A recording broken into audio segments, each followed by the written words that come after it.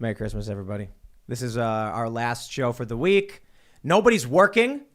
There's nobody sitting next to me. Ian's gone, of all people. Empty. Ian's the guy who wakes up at 7 p.m. for an 8 p.m. show, and then he shows up in his pajamas. And even this guy is out for family. Well, I guess actually that makes sense. Yeah, that makes sense. We miss him, though. Yeah. Luke left today because Luke's got a Polish mom.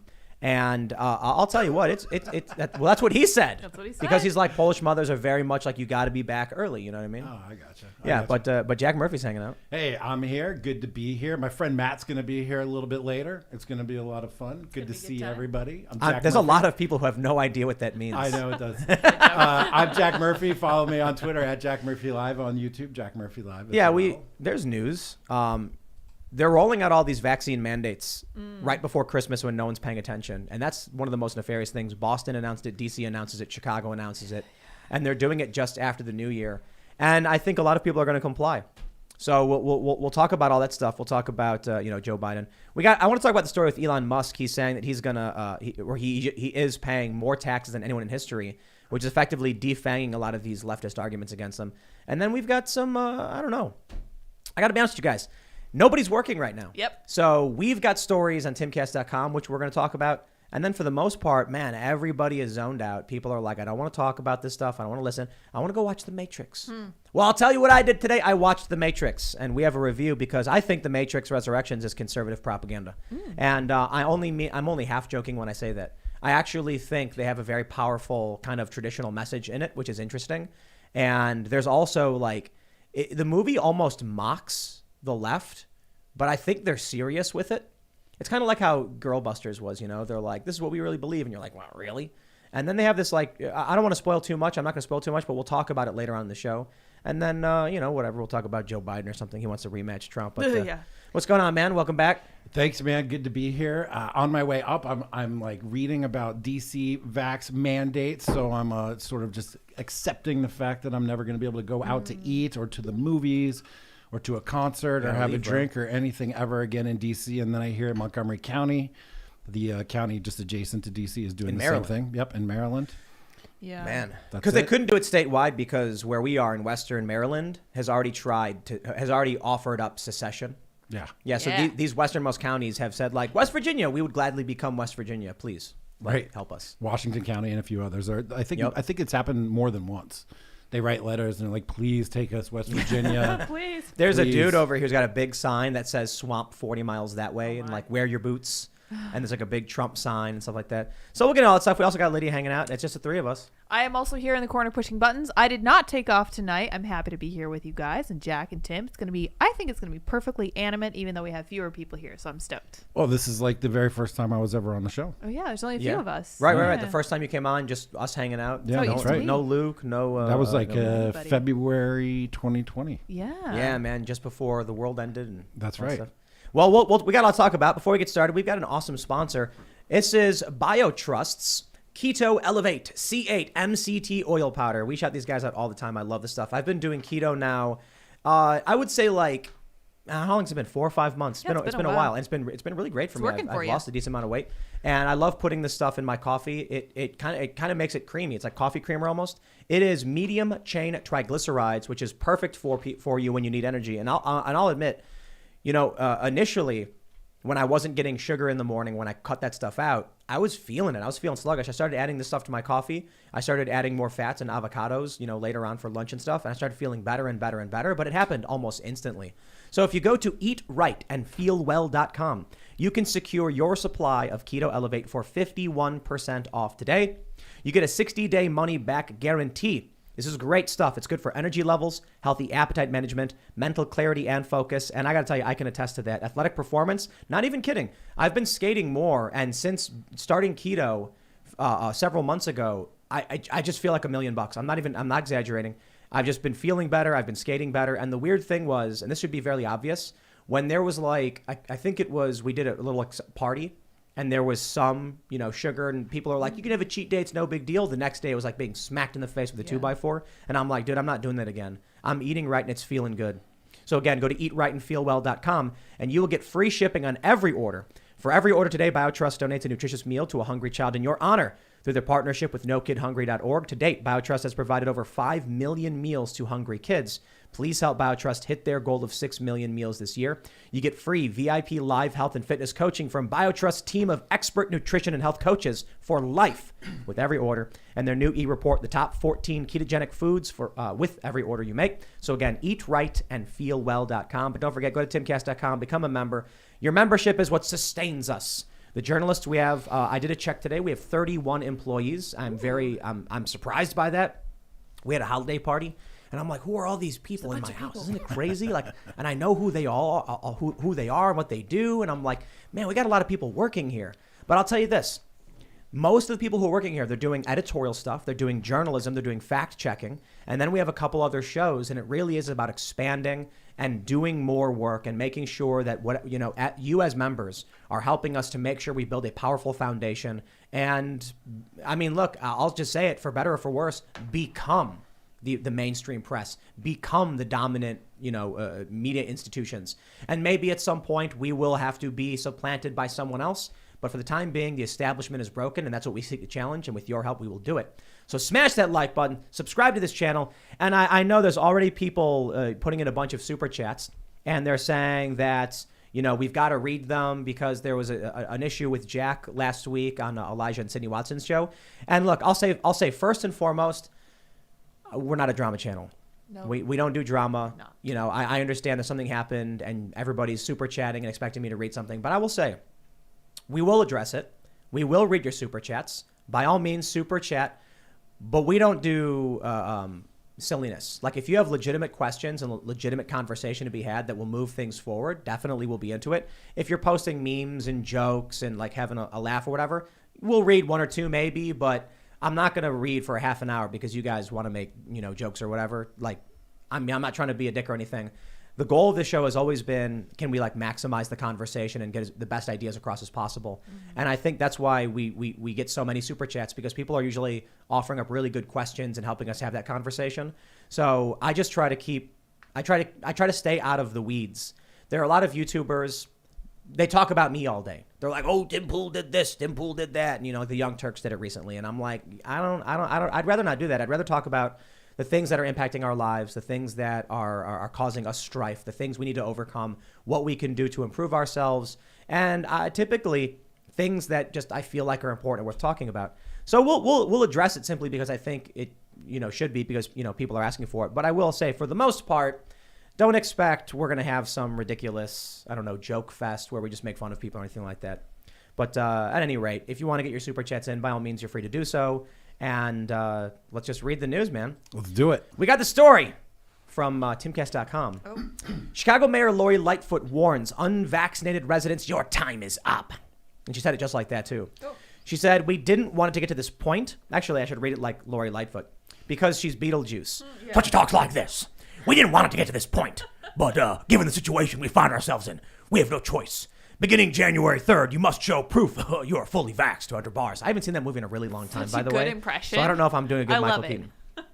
She says, to enter bars, restaurants, fitness centers, and entertainment and recreational venues where food and drink are served. But the best part was when she said, where is it? Do we even have it on here? Here we go. To put it simply, if you have been living vaccine-free, your time is up. Wow. If you wish to live life as with the ease to do the things you love, you must be vaxxed. This health order may pose an inconvenience to the unvaccinated, and in fact, it is inconvenient by design. I had to read it like a villain. Yeah. Because that was one of the most villainous, statements on vaccine mandates from any executive. I don't know. That one from Biden was pretty bad. They're like, if you don't get vaccinated, you face a long, dark, cold winter, and you're going to overwhelm the hospitals, and basically you're going to die. I don't. Yes, it was bad, but I don't agree. Right? When I saw, so that was from Zients or whatever, the coronavirus task force guy on Biden's administration. He said the unvaxxed can be expecting a winter of death and suffering or whatever because you'll overwhelm the hospitals. But that's more like, I imagine that as if I was watching a movie. There's a hooded figure issuing a prophetic warning and shaking a bony finger.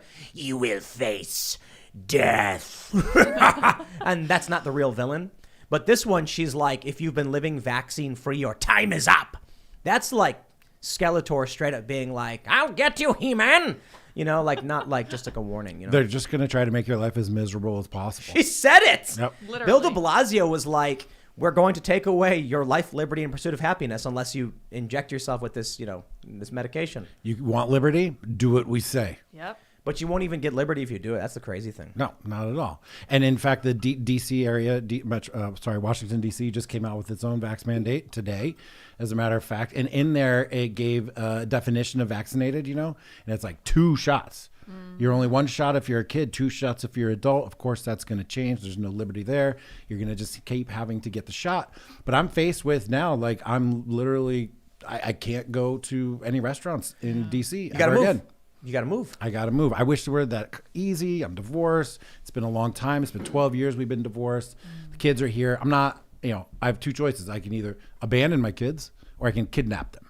Either way, these are 2, obviously I can't do either one of those. So I'm stuck. Right. And, I wish people would understand that when they come at me about the vax thing. It's like, also, I have split custody. And this is a thing divorced families are facing all across the country, where the parents don't agree on what to do about the vaccine. Well, now there's no question. Your kids have to be vaxxed, period. I mean, they're making it that way. It used to be, so we had that conversation about, your kids want to do sports, and then we got in that debate. Now it doesn't even matter. That's not even a question anymore. Now it's, there's not going to be any legal defense. There will be, but I'll say this first and foremost. It's one thing to be like, if I want my kids to play sports, they got to get the vaccine because of these rules. Now they're just going to be like, if you want your kid to go to a restaurant, if to go to a gym, to go to the schools, to do any of that stuff, they have to be vaxxed. So it's either they stay at home all day or they get the vaccine. So I think that when it comes to a court argument where you're saying you don't want your kids, there's no choice. The judge is going to be like, boom, done. Exactly. Yeah. So I literally have no choice. And people don't like nuance. The trolls don't like any nuance, and they give me a hard time about our conversation that we had a couple of months ago. And I'm just faced with the fact that I'm no longer gonna be able to go to restaurants, museum, bars, nightclubs, theaters, music venues, whatever. And even in the adjacent counties, Montgomery County, Arlington County, they're gonna be doing the same thing. Montgomery County just announced it. I'm never gonna be able to go to the Metropolitan Museum of Art ever again in New York City. I'm like being deleted out of society because I'm a strong, healthy, man that has, maybe I think I've had it before. I remember March 2020 after CPAC. Man, everybody was sick after CPAC. Yeah. Well, and people got it at CPAC. Yeah. I'm going to Chicago, and we're leaving tomorrow Oh, at some gosh. point. And this is probably the last time I'll ever go to Chicago. No joke. No Yeah. joke. I feel fortunate that I've been able to travel the world already. Right. Because so many people can't.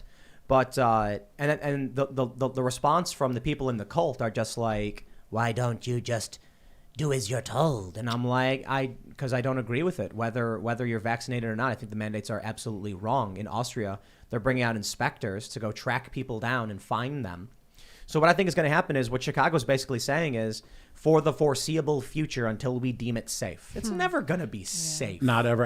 I do have TSA pre, so I don't have to take my shoes off when I go on the airlines, but I still watch all those people go through the line, taking off their shoes, taking their laptops out of their bag, all these things. That is never going to change. I suspect the masks on the airplane probably never going to change. Oh, yeah. I mean, who was it? Someone already came out and said they should be permanent. Was Yeah. it Fauci? I think it was Fauci. Yeah, I think Fauci was like, Everybody should wear masks forever. Right. And despite the fact that 2 CEOs of the airlines came out and talked about how the air filters inside those planes make for like the cleanest possible air you could ever be in, possibly, it like takes out 99% of any possible COVID, infectious particles and whatnot. Yeah, these things are never going to change. We're just the new society we have to deal with. You know how they have those, when you're in a plane, they have the fan? You can unscrew the thing and it blows the air out? Yeah. So have you ever sat next to someone on a plane who farts a lot? It happens, right? Because These things what happen. happens is there's lower lower pressure in higher altitude. So the plane is pressurized. Fart science. No, it is. Yeah. Check it out. The plane is pressurized, but it's still lower pressure than you would be on the ground, and so the gas in your body expands and makes it more likely for you to fart. Well, I've traveled so much, man. I'll let you in on a tip. Many people may already know this if you travel, but I used to fly twice a week. So what I would do is I would open the vent and have the fan blow down to my right side to create a barrier. And so when the fart would come out, the air would hit it and push it away. You think I'm kidding? It works. Brilliant. It works. And so I bring this up because it should be true for anything, including, the droplets. Yeah, you turn the fan on, you have it blow next to you, and you got a little wind barrier pushing away the air, and it pulls in air from other directions. So not only that, but you're right. You got the filters in these airplanes. They don't care, man. One thing I've noticed, brave I've new been world. traveling so much as well. I've got like executive platinum pro status on American now. Nobody gives a crap about wearing mask in the airport. I have not been wearing mask in any airport. I don't wear one until I get to the point of going into the gate, right down into the airplane. Nobody cares. I've seen people walk up with no mask on. They don't say it. They just hand them a mask. Yep. Don't say anything. The only time that they require it is on the plane. And you know what? Not even all the time then. either. They do require it in airports, but there's no enforcement for the most None. part. Like a TSA agent isn't going to walk up to you randomly and be like, "Put on a mask, sir." No one says anything. No one says You anything. get to at all. that plane though, Right. and then all of a sudden they're like, "Federal law says." There's no federal law. No, Right. It's a not. trick they're doing. Yeah. There's a federal law that grants the president right to issue executive orders, and the president issued an executive order, and now they're claiming a federal law. Sneaky, No, sneaky. that's not Right, how it and works. this is emblematic of the problem of the bureaucratic state, where they create these vague laws, and then they empower this whole administrative state to then administer the laws in whatever way they see fit, and then they issue these rules, these mandates, and then the courts will adjudicate them, and effectively it becomes law at that point. But you have basically an army of technocrats deciding the way that we have to live our lives today, and it's out of the power of the legislature. Why hasn't Congress sat down and actually debated these very things on the floor of Congress and decided whether or not the people want to have that? Those times have come and gone. What, like Yeah, I think- democracy? Yeah. Republic? You see the Babylon Bee article? It was like it was like in terrible blow for democracy. Majority of representatives make decision for country or whatever. Right, they're blaming it all on the one West Virginia senator, and it's like, well, what about the other like 50 guys that didn't vote for it as well? It's ridiculous. Yeah. And you know what? Kudos to that guy for holding his ground and making his decision. He's under a lot of pressure. I don't understand why he still caucuses with the Democrats. He doesn't vote with He's them. considering going independent. Independent? Yeah. He should. Yeah, He should. 100%. And the fact that they try to lay it all on him is just a ridiculous cop out. It's part of the Alinsky strategy of isolating targets and like funneling all of the energy onto them and hopefully making it personal and hopefully getting them to crack. It's in the book, Rules for Radicals, and they do it. They isolate people, they target them.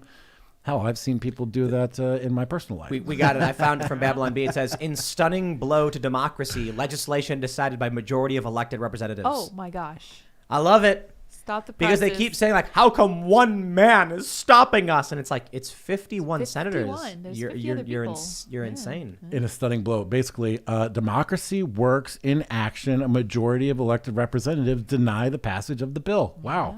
Crazy. Somebody just super chatted saying that they were denied seeing their kids by a judge because they're not vaccinated. I'm sorry to hear that for you, Dude, sir. I I've heard this a number of times. We've seen court orders where parents In were not Kentucky. allowed to see their own children because of the vax thing. It's I don't know. insane. I don't know if we're gonna win this one.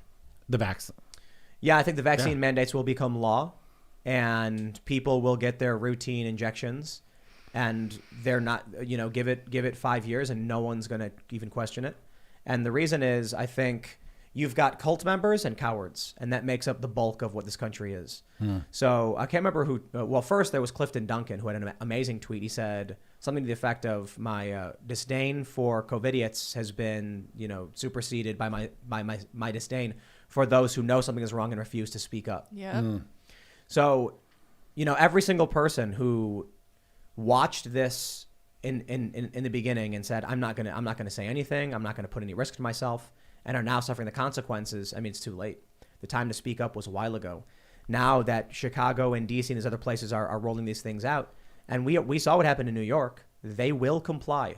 Regular people will drop to their knees to fillet the state with a smile on their face. No, maybe not a smile on their face. Maybe they'll be crying while they do it. But let's do be it. real. They're going to do it.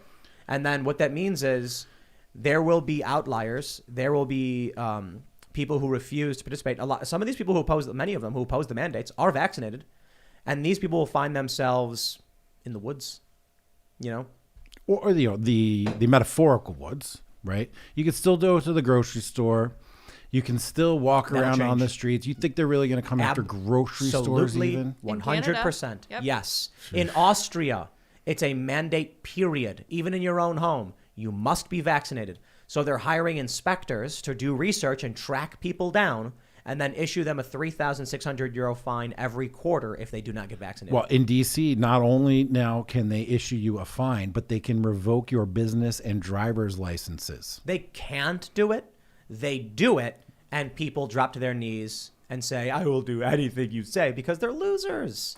Well, And, they're look, going to look, take my driver's license, take my business license. I will not comply. I'm not complying. I'm never going to comply. Period. End of story. It would be nice if we could, like, maybe if it happens to me, we could file a lawsuit and try to fight this. But there's absolutely no way at this point, because look, it's the more they tell me I have to do it, the less I'm interested in complying. Yes, exactly. I will not ever comply. Not ever. You know what the issue is? I will not bend the knee to slimy cultists.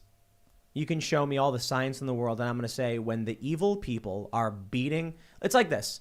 Imagine you've got a despotic king, and he's evil as evil can be, and they beat and torture and maim and do all this really awful stuff, and then they say we are going to mandate everyone eat these delicious pomegranates. I'd be like, you can't make me do anything. I don't care. Yeah. Right. I like pomegranates. Right. You know what I mean? I think vaccines are great. Right. But the state taking this power, it's only going to get substantially worse. So for me, it's like, it's very obvious. If this is the path we're on, you can only imagine how insane it will be a year from now. Yep. Because you think about what the past 2 years have been like. First, it was 2 weeks. Then it was just wear a mask. We've seen the memes. It's just this. It's just this. Eventually, you see in Australia, they're rounding people up and putting them in camps, and they're justifying it. And I'll tell you how scary it is. That's not what Claire says. Yeah, when Claire Lehman of Quillette is one of the cheerleaders I know. for arresting people without due process and bringing them to a camp and saying it's normal, yo, we're in trouble, man. What is her deal, dude? Because she was posting Instagram pictures from, like, I guess the Olympic team, like, stayed there briefly, babes. and saying, like, this is who's staying there, Timmy. Hot babes. Yeah, That's hot who was chicks, staying there. yeah. Man, Don't you Quillette. want to be there with the hot babes? Do you remember when there was a hot minute when Quillette was like, oh, right on point, right on the enjoyed cutting them. edge, like Yeah. really doing the thing that they were supposed to do, really saying the right things, doing like actual science and thinking about it and reporting on real anti-woke stuff. And then now she's like, it's just the Olympic team, man. Don't worry about it. Well, she was making it seem like it was all hot babes. Right. Yes. When it was actually just one propaganda moment from a year ago or whatever. Right. Exactly. So they have these. Do you think she did that unwittingly, or is she an agent now? I think she's scared that the state will take everything away from her. Yeah. And she's in this position where she's not that famous, but she's famous enough, and she knows it. She knows that her option is stand on principle and be persecuted, or get on your knees and fillet the state, and at least you'll be fed regularly. Look, all this does is confirm to me that what we're doing in the liminal order even makes more sense. We're building an independent network separate from the institutions. We're finding ways to do our business with each other, invest in each other's companies. All this drama that's going on around me right now, I literally could not give one single F, because all we're doing right now is like building businesses that are going to change the world. We're building ways that people can get independent access and direct access to beef. For example, look up Modern Tea Man. He's working on getting a way to get direct access from the consumers to the beef producers so we can cut out the middlemen. We're trying to find all kinds of ways to solve education problems, communications problems, because you're going to have to get meaning, safety, security, entertainment, culture, and arts, all from independent networks instead of the institutions, because institutions want you fat, sick, jailed, or tied to your desk in debt for the rest of your life. That's what they want. I think there's a lot of people who are choosing. They know it's wrong. They know what's going on is wrong, and they're lying to themselves and just going along with it because, people are tribal beings. So there's like this dude I know who he's tweeting about how he's like, I got the 3rd shot, and I was like, you getting the 4th? Yep. And I'm like, in the 5th and the 6th, and they're like, it's endemic. It's going to be like a flu shot. And I'm like, yeah, I know, but you never got a flu shot before, dude. Like, I know you. Right. And all of a sudden, you're just accepting Right. this new normal. I never got a flu shot ever. I never get the flu shots, but When I was a kid, I got one. But I do have the measles, mumps, and rubella. Yeah. I do have the polio, pertussis, all those. I've got more vaccines than the average person substantially. So I've talked about it before. Yeah, I was traveling, so they give you all these crazy different shots. Yeah. And I received the flu shot when I was a kid. It makes sense. You're going to places where you can catch the disease just by standing. It's going to be amazing. It's going to be, I think, I think it's going to be 36 feet at the peak, and it's going to be 25-foot walls, 75 feet by 100 feet. And then we're building the new studio. It's going to be slightly bigger than the room we're in. The room we're in now is about 15 by 32, I think, actually. And the one we're building is going to be 25 by 40. Oh, dang. So we're going to have a much bigger room, and it's going to have one big glass window overlooking the work facility. It's going to be amazing. And so what we're doing there is, for one, we're going into a place where we don't got to worry about any of this stuff. And maybe it's bad that, we retreat or whatever, but man, we were in the New Jersey area. We were trying to buy a building, and everything started to fall apart when COVID happened. And then ultimately we decided, we could barely go out because they had the stay-at-home orders. And so back then it was interesting because no one was forcing you to stay home. It was just like we were kind of doing it because we were like, okay, what else do we do? We didn't know. There was nowhere to go. Yeah. Yeah, everything was closed down. Yeah. And so we would just sit around, but we had a backyard. We had a fire pit. Ian would make fires, and we'd hang out. A big skate park. I remember seeing that. The first time. I was like, what? It wasn't super big. It was like 15 feet by 60 feet or something like that. I guess not 60 feet. Actually, yeah, maybe it was 50 feet. I think it was 50 feet. So it was like a big concrete platform. So we were able to exercise. We were able to barbecue and have fires. But ultimately, I was like, dude, this stuff's getting worse. We need to get out of here. And so we decided to move out here. Now it's expanding. Chicago, DC, Boston, they are absolutely going to go national with the mandates. It is going to affect I don't see the red states escaping this. But at the very least, in West Virginia, we are so far removed from everything that I really don't see enforcement as being possible. Right. And it comes down to the county sheriff ultimately. Right? Is the county sheriff going to enforce these things? And one thing that I remember when the Virginia governor was making noise that they were going to try to pass legislation that was going to really curtail Second Amendment rights, a bunch of county sheriffs got together and were like, we will not enforce this. Come at us. And at the same time, the West Virginia legislature, or at least one of the legislators there, was like, hey, all you counties in Virginia, if you don't want to do that, come on over here to West Virginia. Yep. And people act like it's such a crazy thing. But hello, why does West Virginia exist in the first place? Because the Civil War happened. Well, I know, but they had different political ideas and they split up. Yep. Like this is not an insane idea to have the states disassemble and reassemble in some capacity. Yo, it's a meme, but I think Civil War is inevitable. I absolutely do. Because in Boston and Chicago, I know people in Chicago because that's dumb, I'm from there. And a bunch of the people I know have been posting on things on Facebook like, I'm scared. They're going to force me to do this. Yeah. It's crazy to hear from people I know being like, what do I do? I'm going to lose my job. What do I do? They're going to make me do this. And it's just like, you have to leave. You have to leave. Y'all voted for this. That's the funniest thing. Some of these people are Biden voters, Democrat voters. Yeah. And with a smile on their face, they went in there and they rubber stamped Democrat. Now they're going, why is this happening to me? Because you voted for it. Right. Because the people who voted for Ron DeSantis, I think they're pretty happy with their choice. Dude, hair margin, though. Man, Right. Remember? He barely beat Gillum. Barely beat him. Imagine the difference in the national conversation, too. If Gillum had won and DeSantis wasn't a voice. And then Gillum was found naked, drugged out. Passed out at a gay orgy or something like that. And it's crazy that you have Navy veteran. Not that there's anything wrong with that. Well, you just think about the kind of person you have to choose from in terms of leadership. Right. An irresponsible, partier, or a Navy veteran. And people almost went for the guy who was not a leader. Look, I got no issue with people wanting to have gay orgies and do drugs. I'm very libertarian. I'm like, this is what makes America great. You go off and you do your thing, and as long as you're not hurting other people, just leave kids out of it, leave us out of it, and you do your thing and you be happy. But when it comes to leadership, I think we need somebody with leadership experience. Yes. And this state almost went for Gillum instead of DeSantis. Now, there's a lot of things about I don't agree with everything DeSantis does. He's been criticized over free speech issues. But I would take the military veteran over the, drug abusing partier guy. Don't you think, though, if it comes down at a federal level that DeSantis, he'll resist. Tennessee governor, they'll resist. West Virginia, they'll resist a federal. I mean, look, we already have in practice today across the country states actively resisting federal law. That's why I'm saying civil war, because look, But marijuana hasn't caused a civil war. this is different, dude. But the concept is the same. The concept is the same. There's a it's not. federal law, and the states are saying no. It's that's not the issue.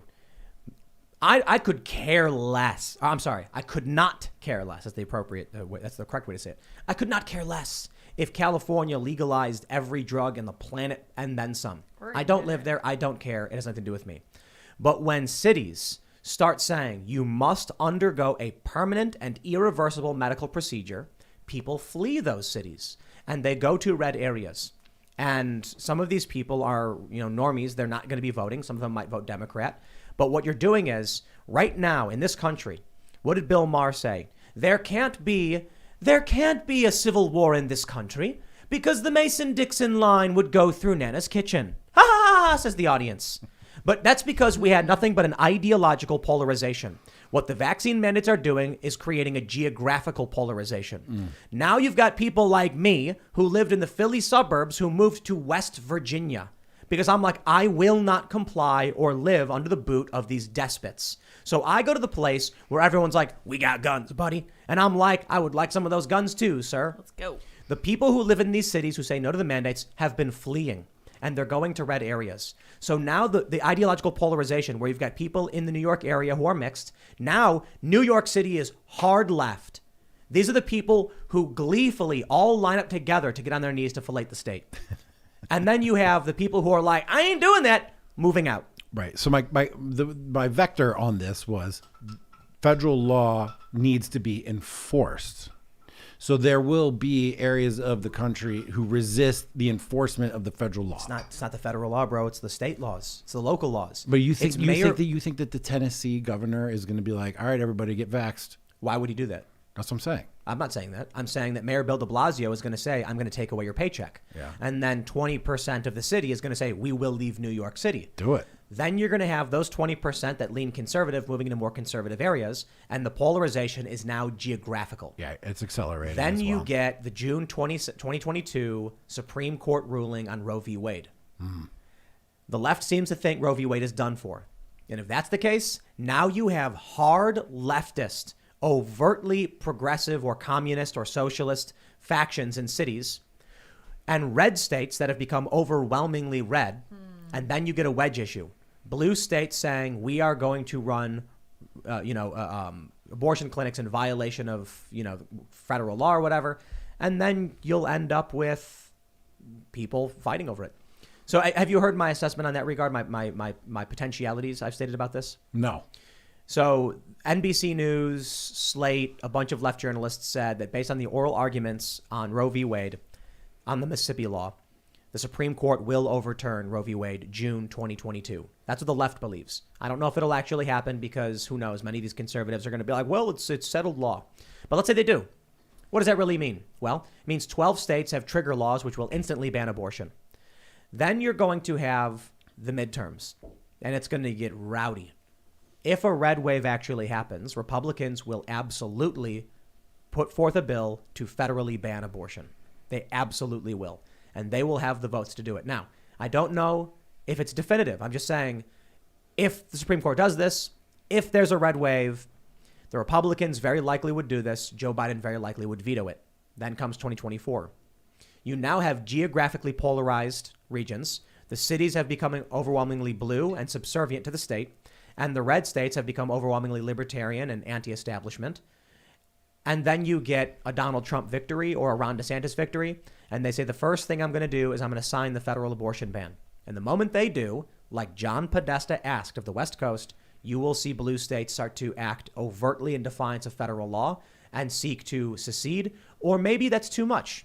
Maybe modern sensibilities prevent them from doing it. I guarantee you, though, if we ever get to the point where there's a federal abortion ban, you will see blue states defy that. And then you will probably see conservative and Republican executive authority going in and shutting these things down, which results in a dramatic escalation of conflict. When you have geographical polarization plus states defying federal law to the point where it's the issue of babies, an abortion, yeah. I think it's very simple. When it comes to marijuana laws, you are not going to see a conservative be like, we have to stop these dispensaries. When it comes to abortion, you absolutely will have conservatives being like, we have to go in and stop them from killing babies. Right. You know, there is an interesting moral argument to be had here about making a union with somebody who has a different moral framework. For example, when the union was being formed back in revolutionary times, there was a lot of people, plenty up north, who didn't want to be in a country with the slave states. Yep. But there was a moral argument to be had, which is if we don't form a country with the slave states, they will then form their own country, and then their country will be based on this immoral thing, and it'll be left alone to prosper. And so the moral argument was actually to incorporate those slave states into the union so that over time the idea of natural law and natural rights would be able to overcome slavery. And that led to a civil war. But that was a process that was set in motion, Right. and the Civil War resolved that issue, and then we resolved it, right? So there is a question. And I don't think so. I think it resolved slavery in the sense that that was it. And then it took a couple of years before we finally totally purged it. But the conflict of the Civil War has never stopped. It's really interesting how it's probably a bit reductive to frame it this way. But, you know, just reading history and following the presidency and the elections, when I see like everyone's like, this is all because of Obama, when Obama got elected. And then I'm like, okay, so I read about Obama. And everyone's like, Obama got elected because of Bush. This is all because of Bush. Then you go back to 2000, Gore versus Bush. Then you go back to Clinton. There is always something that as a catalyst leads us to this moment of polarization. And I think it's fair to say that in many ways, the Civil War never ended. But I'll give you a better example to understand, you know, the simplicity of this. It's not a complicated thing. It's not a conspiracy theory. It's very simple. There's this really great meme. It's not really a meme. It's kind of just like a tweet. And they say how geographical formations from the Paleolithic era affects modern day voting practices. And what they show is that in the American South, there used to be a coastline which layered a bunch of minerals in a band across southern states. This created the most fertile farmland. So then when the plantation owners moved there, they brought all their slaves to this fertile farmland. Then, when slavery ended, and today, that area is overwhelmingly Democrat and always votes Democrat. So the people are pointing out how this geographical formation ultimately resulted in this band of Democrat voters in the South. So what I mean to say is, I read about the Civil War. I read about, was it 1872 or 1876, where they decided the president by committee? I don't recall this one. So this is, let me see if I can pull this one up. I think it was 1872. I could be wrong. It might have been 6. The 1872 election, let's see. No, maybe it was the next one. One of these elections was decided by committee, and it was because there was a dispute among the states as to which electors were real and which ones were like the legitimate ones. And this resulted in a compromise that ended the Reconstruction. Boy, that sounds awfully familiar to a memo that I heard was written and presented to Mike Pence sometime in January. It was 76. Yeah. Interesting. It was a compromise between Democrats and Republicans. The Democrats, of course, were the Southern slave owners and racists.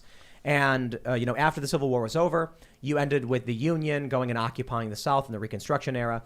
And then this election happened, and it was so contentious that there was fear the Civil War was going to break out again. And so they said, what do we do to make sure that doesn't happen? We will compromise. And so they ultimately said, okay, Democrats. I think they gave it to the Democrats, right? Let's see, who actually became president? I think it was the Democrat. I'm not sure. But ultimately, they were like, this will end Reconstruction. Or I think they ended Reconstruction in exchange for the Republican getting it. I can't remember. I was reading it before. Yeah, James Buchanan, all this stuff. So anyway. It says it was the second of 5 presidential elections in which the person who won the most popular vote did not win the election. Yeah. The results of the main election, blah, blah, blah, blah, blah, blah, blah, blah. Second of 5, person didn't win the popular High quality vote. content. Yeah. Yeah, man. It's Wikipedia. I mean, So there we go. Electoral disputes and the compromise of 1877. So I started reading about this, and then I'm like, oh, wow, they were still fighting. Then you read about how the Democrats, fought back after losing the Civil War with the Klan.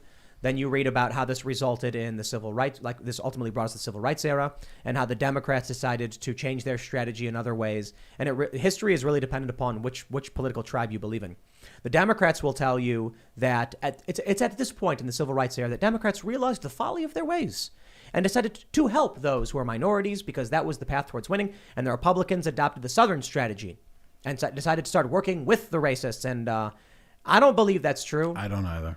The other idea, which is a bit more conspiratorial, is that Democrat politicians realized the path towards suppressing minorities and maintaining their racism was to control these groups, and thus they felt that that was, their path forward. I mean, Matt Stoller, we've talked about Matt before. Yeah. He wrote an amazing book where he outlined, I believe the guy's name was Fred Dutton. I could be wrong on that, where he was a Democratic strategist in the 60s, and he wanted to capture the vote of minorities and homosexuals and independent women and feminist women because he believed that that was the way to gain power, and they wanted to become anti-white male. And that was the turn that happened in the 60s and the 70s, and we still see that play out today. I mean, the stats are really freaking clear. Who was that? They ran against who was that? It was the landslide. It wasn't. It was who ran against Nixon? Goldwater? No. No. Reagan Mondale, I think. Right? Reagan Mondale, yeah. Mondale was the guy who was like, I'm going to form a coalition of the minorities and the women and the downtrodden, and then he got like obliterated. He did in the election. Here's what people need to understand about these elections. So this wasn't 1980. This was 1984, right? I think so. So here's what people really don't get about what a 49-state landslide is. 1984 election. Come on. Was it Minnesota, I think? That was the one. Look at all these. Yeah. Wikipedia's got everybody. Was it? Where's United States? Come on, Wikipedia. There we go. United States. Why is this so different? Presidential election. There we go. Yeah, Yep. Minnesota. Yep. It was Walter Mondale and Reagan. And you know what people don't realize first? When I say 49-state landslide, what do people imagine? They imagine out of 100 million people, 90 million people voted one direction, and everyone's cheering and celebrating and saying, this is the guy we wanted, and we all in agreement, and this country is unified. Yeah, it wasn't like that, was it? It wasn't like that at all. No. And so younger people don't get this. Ronald Reagan got 54 million votes to Walter Mondale's 37 million. Right. It was 58% to 40%. So decisive, absolutely decisive. In the era where we're used to things being 48 to 48 and decided by 77,000 votes and whatnot. This is nearly almost half the country opposing Ronald Reagan, but 49 states granting their electoral votes. Abolish the Electoral College. That's right. Well, I mean, this is why. Yeah. Because these 49-state landslides tend to favor Republicans. This is one of the... You're making a face like it's not true. No, I think statistically speaking, it could favor either party, but historically speaking, right? It's been Nixon, it's been Reagan. Right. Interesting. I think, was it Nixon? Weren't there 3 49-state landslides in history? We are a union of states. Yeah. I believe in that. The question, this comes up every election, right? It's like, but the question we need to ask ourselves is like, how would you induce states into a union today? You have to give them power. Yeah. This is about keeping the union together. And this is what people don't understand about being hardcore ideological, even on a moral level, versus statesmanship and prudence. How are you going to actually get something done? And is it okay to make compromises on certain values here and there in order to have your primary values, or the one that's most important to you, have success? Statesmanship is an entirely different thing than being an ideologue. And statesmanship requires prudence, and prudence is difficult. Prudence, by its very definition, is about making tough decisions between two competing interests that you have. And that's what people are facing all across the country right now when it comes to, do I comply with this vax mandate? Do I have my kid take the vax? If he doesn't take the vax, then he can't go to school. If he doesn't get educated, then he can't get a job. If he doesn't get a job, et cetera, et cetera. Or do I stand up for this? I mean, this is why prudence is such a difficult thing to teach. It's a difficult thing to experience. Statesmanship is way different than just writing a book about theory and trying to say this is the way everything should be. Abraham Kennedy, for example, is not a statesman, right? He's an ideologue. He's not a guy that knows how to get things done and make compromises. And they're overt about it. They admit it. Yeah. There's I guess there's some interview where he says, we realized that everything was indoctrination, so we decided, why don't we indoctrinate? Yeah. I'm like, why? I get it. I respect it. That's the funny thing, too. Like, everything, is indoctrination. Yes. And it's funny how there's a lot of people calling for banning books in schools. And I just find that really funny, the critical race theory stuff. And I'm like, yeah, I don't know if we really want to ban the books from the schools. We want to ban the praxis of the books. Right. Like, the teachers should explain the books to kids. You know, the stuff where it's got people performing adult activities in them, which they did have in schools. Yeah, that's a little different. You know, we're not talking about ideologies. I don't like the idea of banning books because of their ideology. But I don't like the idea of teaching the ideology. And you know what's overtly. funny is even the book burners don't even really think about that because they're like, oh yeah, there's the book, the Marxist book is in the library, Communist Manifesto, Das Kapital, that's in the library. So is Adam Smith. Right. Nobody cares that they're both in the library. You can't have them both. If you're a book burner, you can't have both those books in the library. But it's all just weaponized. How do you explain to a zealot? You know what I mean? I remember my whole life, there's never been a real issue, as far as I could tell, about. I mean, there's been some peripheral issues about prayer in school, like, oh, it shouldn't happen. But most people were like, okay, public schools shouldn't do that. We get it. Fine, whatever. But now that's a new thing, man. But now we have prayer in schools. They're just contemplating on whiteness, right. Which, as far as I'm concerned, is no different. Right. It's a really fascinating thing to see how the woke thing is really a religion with sacrament and ritual and visual representations and all of these things that echo religious experiences. And what it really tells me, which is something that I have learned over these last several years, is that God, man, you need it. It's there. You need it. There's a hole in us that needs to be filled, and we all yearn for some sort of understanding of the universe that makes us not feel insignificant. One of the most incredible things that I've discovered as I've been reading the Bible and praying and like trying to understand and come to some level of faith is that instead of like coming up with a model of the world to justify my behaviors or justify my actions or perceptions, there's like a ready-made model that unites you with the universe, with creation, with living a good life, with having good outcomes. And that is actually really comforting to know that the system's been in place for a long time and it works for a lot of people. And when you come across somebody that really believes and really practices, you can feel that energy come right out of their face. It's incredible. It's true. I don't think everyone needs religion or needs God, but I think most people probably need something. Like they need some version of this faith system. I remember I've talked to a lot of people about, like psychedelics and psilocybin and stuff like that. And they're like, man, people really need this stuff. And I was like, yeah, I don't think I do. The people say it's very good. It can open your mind. And I'm like, yeah, I don't think I need that to consider new ideas or change my opinions and be open to exploring this. Maybe that's just me. I personally don't feel like I need to have any kind of guiding faith force in my life. That being said, I do believe in God, but that's why you don't feel any need for it, brother. Maybe that's it. Yeah. Maybe I guess people who lack that are lost and scared and confused. Yeah, because if you think about it, you're just a lump of cells on a planet in a cold, dark, infinite universe. If you really put yourself in that, it is. But if you put yourself there for no reason and no purpose, randomly by accident, well, yeah, life's insignificant, and you're facing the infinite. But that's purpose. That's not God. You know what I mean? You can believe in God and still believe that you have no purpose. People lack purpose. So maybe purpose is a better. Purpose and meaning are two different things, I guess, huh? Maybe some people find their purpose through God, and some people have nothing, and so they create purpose and ideology. What's interesting is that mood follows motion, activity is life, and the Christians say, love thy neighbor. So if you love your other neighbor and you act it and you put it into motion and you become active in this regard, you get filled with the love and energy that makes those questions go away. Mm-hmm. You just don't think about it because you're filled with good energy. It's incredible. The cult members hope that once they purge people like you and I or everyone who's watching, they will have a pure utopia world. Because right. I'll tell you, communism can work. It can. Scale. It's all about scale. No. But at a very, very large scale of even 1 billion people, communism can work. It's very simple. You just have to kill anyone who opposes you. Right, exactly. And so literally it means it doesn't work because you have to kill everybody. But that's why they always do it. Because when the communists gain power, they say, what's stopping us from having everyone march in lockstep like worker ants? It's these free-thinking dissidents. Yeah. My good friend Joe Norman, who is a complexity scientist and teaches people complexity science, you should check him out, Joe Norman. He's been on my podcast, Jack Murphy Live, a couple of times. What he's taught me is that everything is about scale. Everything is about scale. One idea can work at one scale and it won't work at a different scale. In my family, it is communist.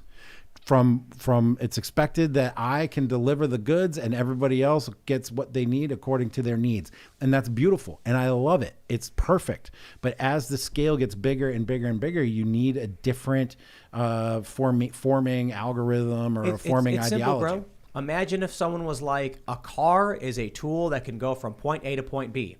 I need to move 3,000 pounds of bricks and I have a car. It should work, right? It's like, no, you need a different vehicle for that process. Right. No, it's exactly right. So if our goal is to move resources from person to person on a small family level, yeah, it's great. You're a commune, you're a family. Someone's the boss, there's varying degrees of who's in charge depending on what resources you have, and everyone gets what they need. But if you want to move resources in a large scale civilization, you need capitalism.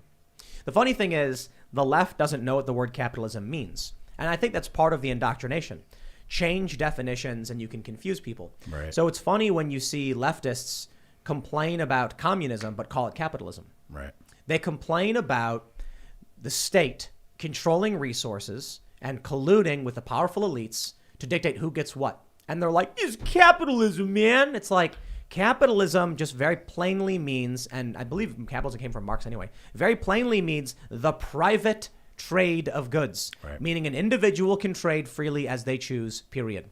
We are not in a pure capitalist system, by the way. Not even close. Not at all. We're in a very constructed and controlled economy. Right. Well, and the government works to pick winners and losers, and especially pick losers. We're feeling that.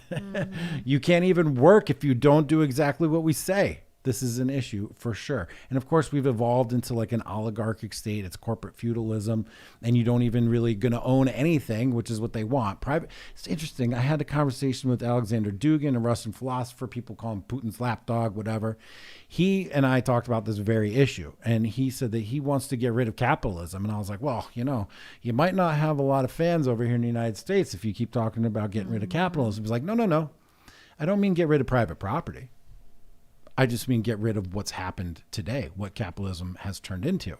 And that got my interest a little bit. And, the guy's a little crazy and he's got some seriously out there ideas and he's done some probably pretty bad things. But he was interesting to talk to because, he's an influential guy. And I can see how inequality, the concentration of wealth in the hands of very few people leads to negative outcomes. And of course, we would want more people to share in the bounty that we've created. But if you believe in humanity, if you believe in individuals, then you will believe in individual outcomes and you will believe in differing outcomes. And the founders were very clear on this. Different faculties lead to different outcomes, and we need to preserve that. Let's talk about Mr. Elon Musk. Oh, my gosh. From CNBC, Elon Musk says he will pay over $11 billion in taxes this year. Did you see the Babylon Bee interview they did with him? I did. I saw a little bit of it where the guys sitting around interviewing him were so cringe, actually. They're like, we don't even know why we're talking to you, guy. I was like, bro, he's there. He agreed. You just need to ask questions with confidence. But I didn't see all guys that. are cool dudes. Yeah. But they seem Elon, come starstruck. on the show, man. Maybe a little, yeah. I tweeted at Elon once. He tweeted at me. We're friends. Now you're God. friends. No, I'm kidding. That's And not- together, you guys he are going to did- pay $12 billion in taxes this year. That's right. So I'm disappointed in this. I think Elon should not have done this. Why He not? did it to make a point and to try and defang, people like Elizabeth Warren, which, okay, I suppose is still a good thing. Here's what I think happened. They've been saying people who are wealthy should pay taxes on their wealth, the wealth tax. So Elon Musk was like, okay, should I liquidate my stock and then pay taxes on it? And people were like, do it. He said, okay, I will. So he ends up giving the government $11 billion in taxes, which empowers really awful people to make a point. I suppose. That's a very expensive point. kind of I think expensive. it's He's so worth- he's worth- expensive that you Bro, might bro. want to think that there's a different motive there. I gotta Maybe say, he's been waiting to liquidate those assets, and this gave him a good reason to do it, Yep. etc. You never know. You never know when he's making tweets about crypto market. I don't think he cares about the money. You don't. There's well, a certain amount of money where you don't care. but to him, money means Mars. Money means space. Money means advancing the universe. Just like you tell me, Tim. You tell me you're not all about the money. What you're all about is building new things, creating new opportunities, starting these nonprofits, having a serious impact on the world. You're a philanthropist already. He's a philanthropist and somebody who's working towards the betterment of society, I believe. Sure. So what I was going to say in the Babylon Bee interview, he talks about how he came to be worth so much money and the richest person in the world. And he said he doesn't have the money. He started a company. he owns, I think, what does he own? 20% of the stock or something. And he's like, I own 20% of the stock in a company. The investors decided the company was worth $1 trillion, so my stock is worth $200 billion. I didn't do anything. I don't have any money. They've just decided that. And now we get Elizabeth Warren being like, he's not paying any taxes because she is a despicable person. Because she knows. She sold out Bernie Sanders, and they still. She understands the difference between paper investment gains and actual earned income. Yep. She knows the difference between these things. Did the bill pass that had the clause in it that said that we were going to be taxed on unrealized capital gains? I don't think so. I haven't heard any more about Because that. the bill that says that you're going to be taxed on your mileage driven, that did pass. Yeah. That did pass. There's provision in there to create a pilot program to test out the best way to tax people on their mileage driven. And the number that they were tossing around was insane. It was something like 8 cents a mile. That's like $2,000 a year for the average person. Elon basically is coming out now saying, I've paid more taxes than any other person in history, and Elizabeth Warren doesn't pay taxes. But she'll still keep lying because these people are evil.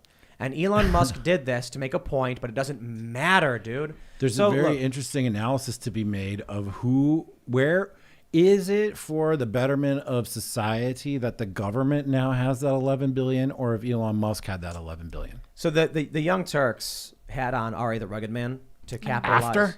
Yeah. No. Yeah, and Cenk was like looking at the camera constantly, like just trying to bait me into a drama thing. Oh my God! I don't think like he knows That's at all who I hilarious. am or whatever. But so what I decided to do is I had so many people saying like, you don't need to prove anything, Tim. You don't need to respond to them. And I'm like, no, hold on. So, the Rugged Man comes on the show and he says, my experience has never happened. I'm lying. And I'm like, I just find it really funny that like they admit and acknowledge I am mixed race. They admit and acknowledge he is a white man. And that they agree with him when he laughs at someone who says I'm mixed race and I experience racism. I want that narrative to persist. I'm glad the Young Turks made that video. God, those guys are so trashy. So I did a video with my sister, and I put it up at 1 p.m. on youtube.com/TimcastNews. It's 40 minutes long, where we basically talk about our childhood, growing up, and why I wanted to address the Young Turks. And I didn't do it to prove any point necessarily like to them. I don't need the Young Turks to believe me. I need you to believe me. What I mean by this is, when the Young Turks come out and they say Tim Pool lied and made all this stuff up, there will be people watching saying, yeah, I wonder if he really did lie and make that stuff up. And I'll say, okay, I will have my sister on and we will talk about everything we've been through, as embarrassing as it is for my family and whatever people end up thinking about us, because I'm telling you the truth. And I want people to then look at the Young Turks and see how they're despicable racists.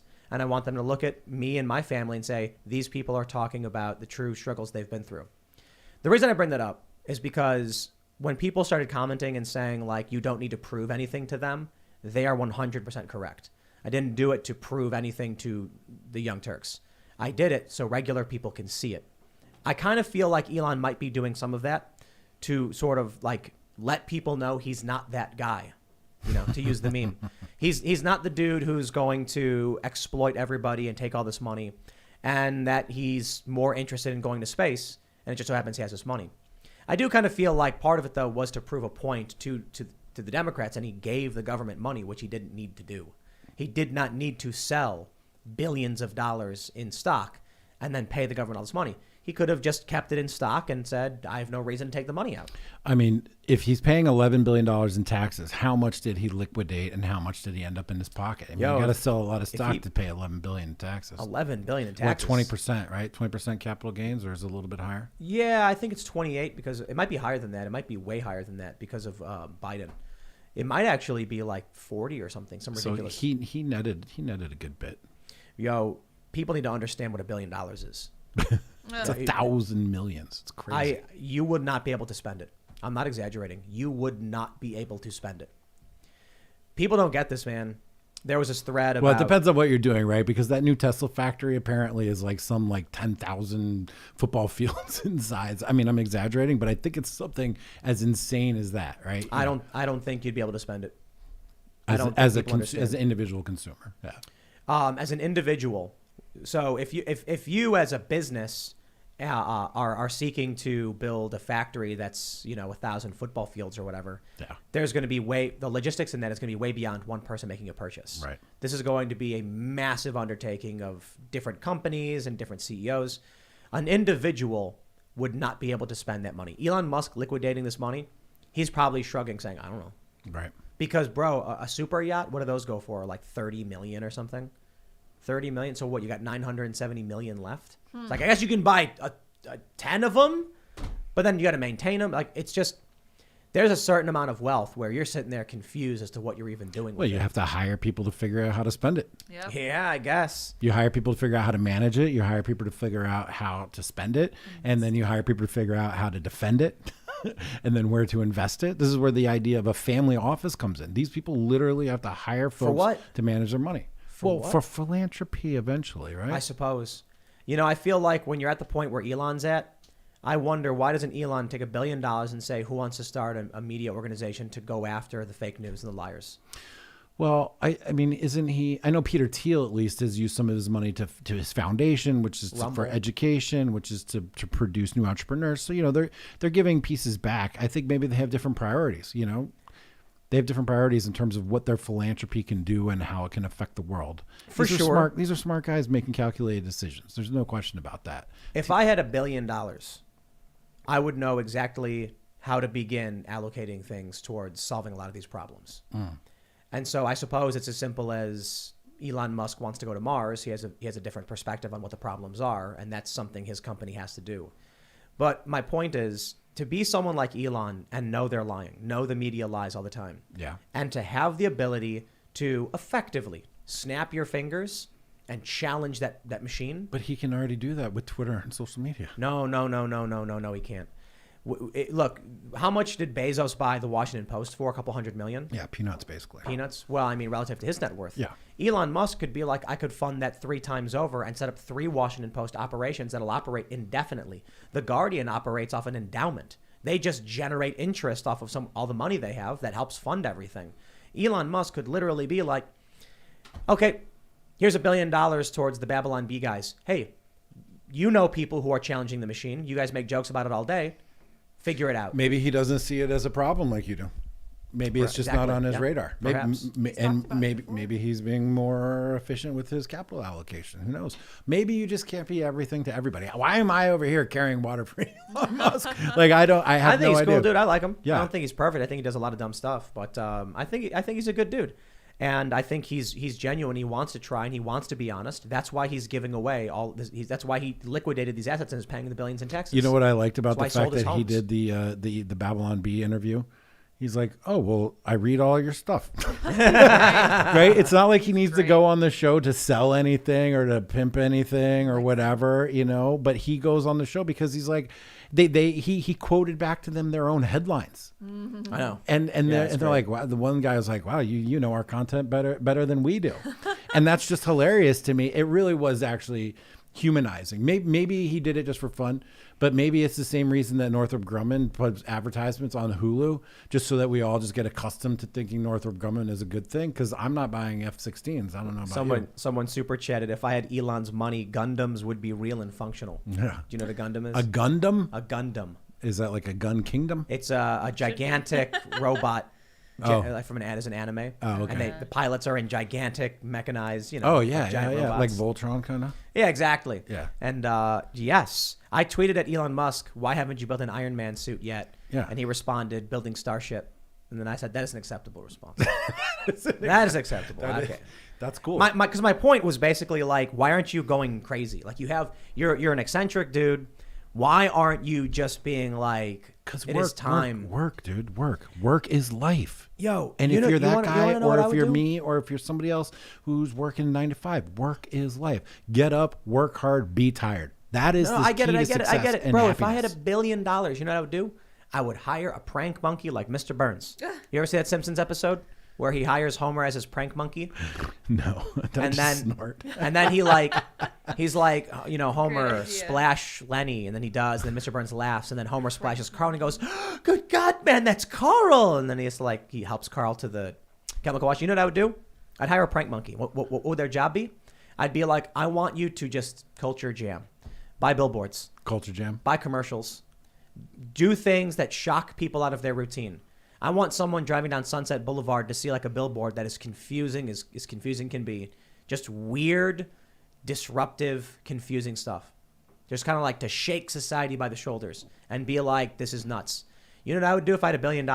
I would buy every billboard in Times Square and say vaccine mandates are wrong. That's an interesting thing to consider. That doesn't cost that much money. Would they sell them to you, knowing that that's what you were going to say? Didn't Veritas have one?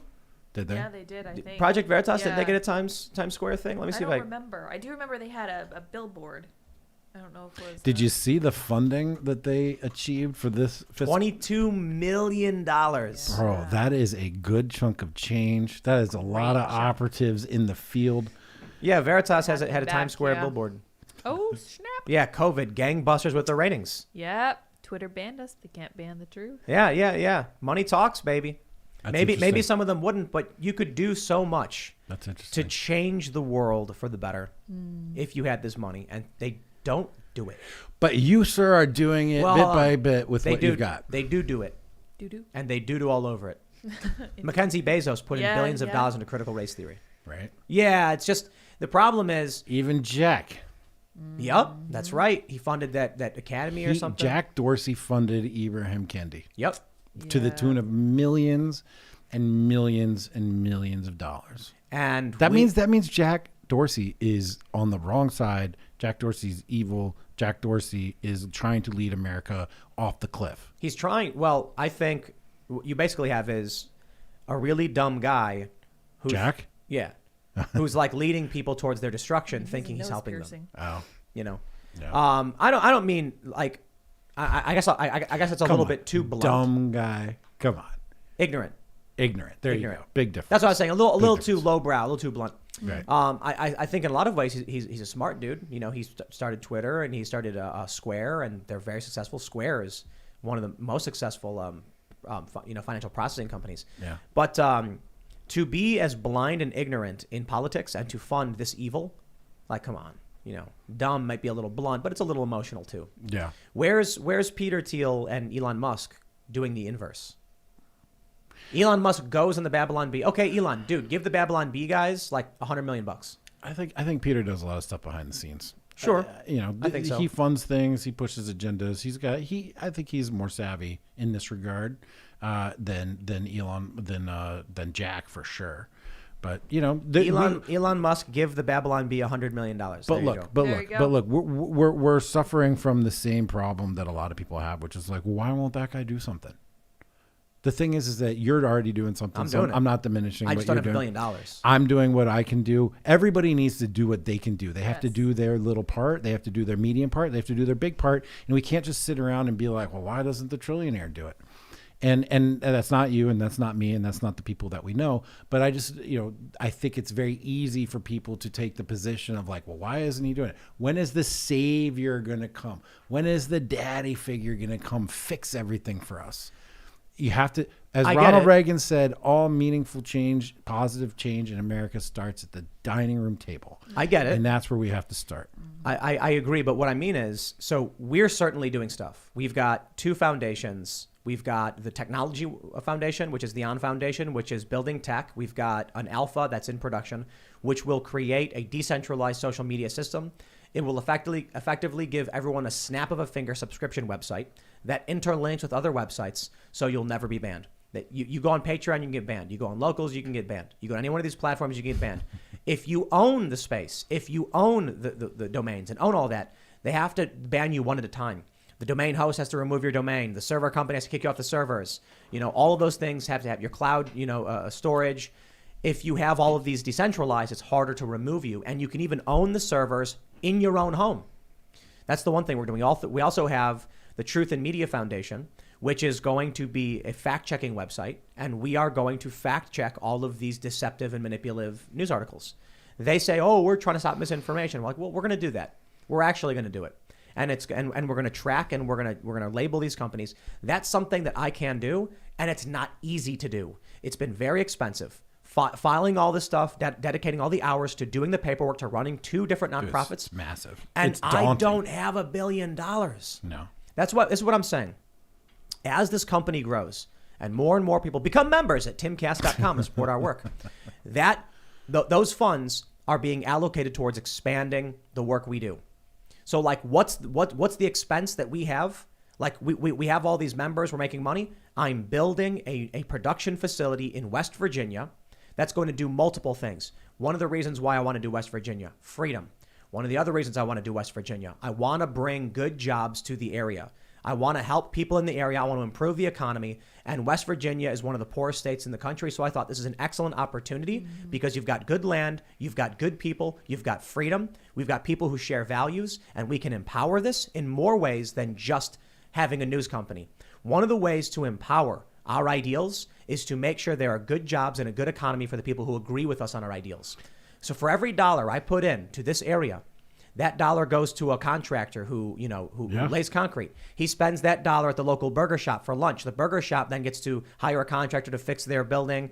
All of that stays and circulates in that economy, and I want to bring that economy out here. That's awesome, Tim. I remember on our very first time when I was the first guest on the show back in February 2020, I brought up my dream of building a village, 80 acres with a river, with a canal through it. That's all you need. You could put tens of thousands of people there.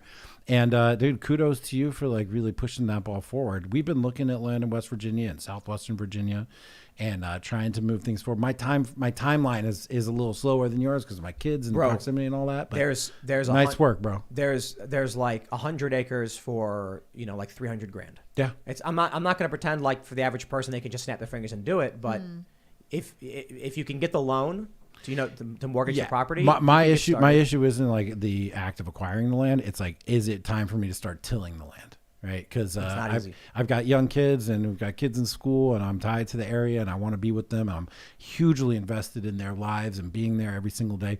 It's just not time for me to move to West Virginia and start tilling the land in every which way, in the info way and building things and such. But it is where I want to be, and my background's in real estate development too. So like it's just like right in my wheelhouse. And I can't wait. To kind of put a bow on what we were talking about, my main point is. We do not have the level of resources anywhere near 99% of even other media companies. Like, you look at some of these traditional media outlets, Fox News, they have a skyscraper. They have all of this money. What are they really doing? They just rolled out a vax mandate for all of their employees. And people are like, but New York's making them do it. Oh, BS. Fox News could say, screw off. We got more lawyers than you do. Come at us. And the city would be like, ugh, are we going to go to war with Fox? Fox doesn't care. Fox bends the knee. So when I'm pushing the limit as hard as possible, you know what I could be doing, and what everyone tells me I should be doing? When we have money come in profits, they're like, you got to put it away. You got to hire a money manager. Invest for your future, Tim. Invest for your future because you're not going to work forever. And I'm like, I want to invest in things that are going to have a long-standing impact for everyone. So, when we build this building, this facility, I'll say the improvements we do on it, for actually this building, for instance, that we have a loan on it, of course. The improvements we've done on it have made it less likely to be sold. Yeah, of course. You put in a skate park in the basement. Customized. Well, we want to be exciting. We want to inspire young people. Yeah. We want to make it a fun, cool place to be. Right. We want everything we do to be right. inspirational. That's a loss for you, right? Like, so for example, Jack Brunch, I have made money. I wanted a skate park, bro. I got right. it. You know what I mean? On Jack Brunch, I made money off of one because we had a sponsor, a platinum sponsor. Every other single Jack Brunch, even though we had 80, 90 people at each one, they're all losses for me. Yeah. Because I wanted to deliver more than I was willing to ask from people. I'm talking thousands and thousands of dollars we lost because we put out these massive spreads, bottomless drinks. I mean, man, we just wanted to make the thing happen. Right. And so I understand this like sense to give back. And in fact, we all should be giving back. Charity is a value we should be doing. And if it doesn't hurt, it's not enough. Well, I want to plant trees. That's it. And that's what the tour was about. Now check it out. The saying goes, society grows great when, men plant trees whose shade they know they will never sit beneath. Indeed. A person plants trees. That's right. No, only men. Only men can plant trees. But this building that we're putting together is going to be fun for us. Yeah. We're going to have a good time there. Yeah. One of the reasons we want to do this is because we want to be in West Virginia. like I said, building an economy and expanding, but also creating an easy way to invite people out. We wanted to do it here. We were like in March, hey, we're going to have events here. We couldn't do it. We tried and we tried and we tried. And it was just like, your risk assessment is 89%. And we were getting denied insurance and all this stuff.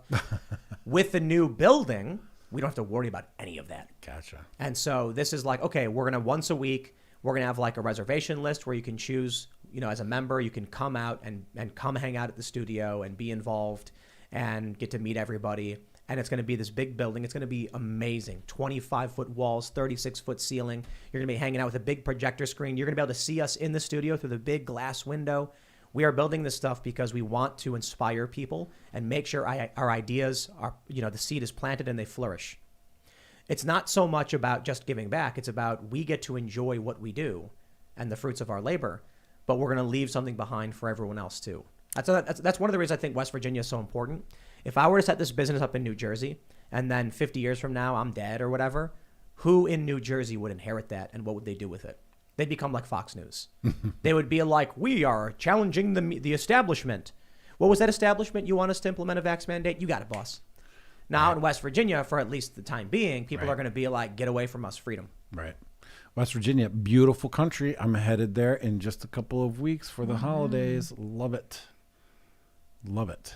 West Virginia, man. Yeah, good for you, Tim. It's better weather than, look, everybody's moving to Florida or Texas. And I'm like, man, but the weather. Florida, Texas, and Tennessee. That's what I keep hearing. Guys in the LO have been flocking to Tennessee, moving from Tennessee's all right. From New York, from Portland, from all over the country to Tennessee. It's beautiful, man. But I gotta tell you, man, I think Florida and Texas, I just think it's a mistake. They're overdeveloped. I was thinking about getting a small property in Texas and creating an Austin hub because there's so much activity going on with people moving there. And I looked at all the buildings and I looked at the cities and I was like, this is not a good idea. It's not. It's just another hipster location. It would be like moving to Williamsburg in 2011. That's exactly right. And that's the vibe I got. No offense, Nashville. No offense, Austin. But that was the vibe I got. And they're on a path to not being what made me want to go there in the first place. But one of the things I was most struck by in Tennessee was going to like the state capitol and going to monuments and stuff. And I live in DC, a federal district with like pretty limited history.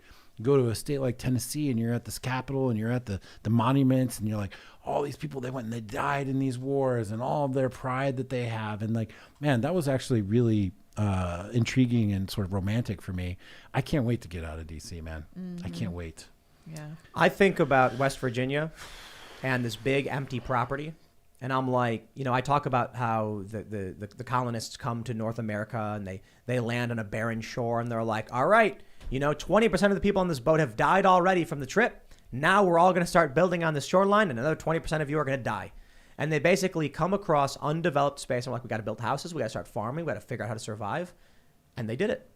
So I'm like, man, for the past several years, I've been thinking, I don't want to go to a developed hub like Miami just because everyone's there. I'm like, that's easy. I don't want to go to Florida because they have been, passing the right laws and everything and go to a place that someone else has done the hard work to make great. I want to go to somewhere where I have the freedom to make something great. Truth be told, it is better laws in West Virginia because people were voting for better laws. Yeah. But there are a lot of people who need industry there. Some of the poorest people in the country live in West Virginia. It does have its problems. We're going to change this. In 50 years, there is going to be an economic powerhouse out of West Virginia, and they're going to have very libertarian values. And imagine this, the might of the New York Times, headquartered in rural West Virginia. All of a sudden, because this is what people need to understand. Just dream big, Timmy. Oh, I'm not even done dreaming. The reason why the media is overwhelmingly left is because they put all the headquarters in big cities, which are Democrat run. Yep. The only people who can get jobs there are wealthy Democrat children whose parents subsidize them to live in places like New York City. Indeed. Then you end up with 97% of all media coming from leftist, activists and worldview. Oligarch's gonna oligarch. But what happens when you get a giant skyscraper for some reason in rural West Virginia surrounded by nothing? And the people who work there are all like these are people with backgrounds in blue collar jobs and tradesmen, and they have kids who can afford to live in the area, who grew up working on a farm, who started, learning how to write or report or do videos, and then they come and work at a media organization. People are going to call you a gentrifier, Timmy. They can call me whatever I want. That's a CRT leftist propaganda. I don't care about that. The people who live there are going to be like, look, the people we'll attract for these jobs who live in the area are going to be like, I worked with my hands. I know what a hard day's work really means. And then they're going to be, those values will be coming out of that broadcast tower. I don't really think we'll build a skyscraper because I think skyscrapers are impractical. But we were talking about finding an old, like, decaying city and just buying up property and renovating and then expanding. Totally. And you should do that also in a place where you can also run people for county executive board and sheriff and have your own police and legislature and school system. I mean, yeah, I'm not a big fan of politics, but I recognize if we don't do that, bad people will come in. I have spent time researching counties that have a small enough population where I feel like we could bring enough people to move in there to take over the sheriff's office and the school system in order to ensure that our values and our beliefs are propagated. And, I was going to say Wild Wild Country. Is that what it is? A documentary about cult is a loose word, but they did this. Wild West Virginia or something? No, that was separate. Oh. White and Wild is a different documentary about West Virginia. No, this was about a cult leader, an Indian guy, and they bought up all this property in some area, and then they tried to take over the council, the local board, and all the real estate there. Caused quite a hubbub from the locals, for sure. But that's representational government. If you own the land and you live there and your people live there and you vote for the thing, that's the way it's supposed to be. So do it, man. Yeah, we're doing it. I know you are. It's great. Sign up at timcast.com. Let's just do one more segment before we go to Super Chats on The Matrix. Yeah. So The Matrix came out today, and I watched it. Maybe I need to get another drink. And it was conservative propaganda. I was triggered.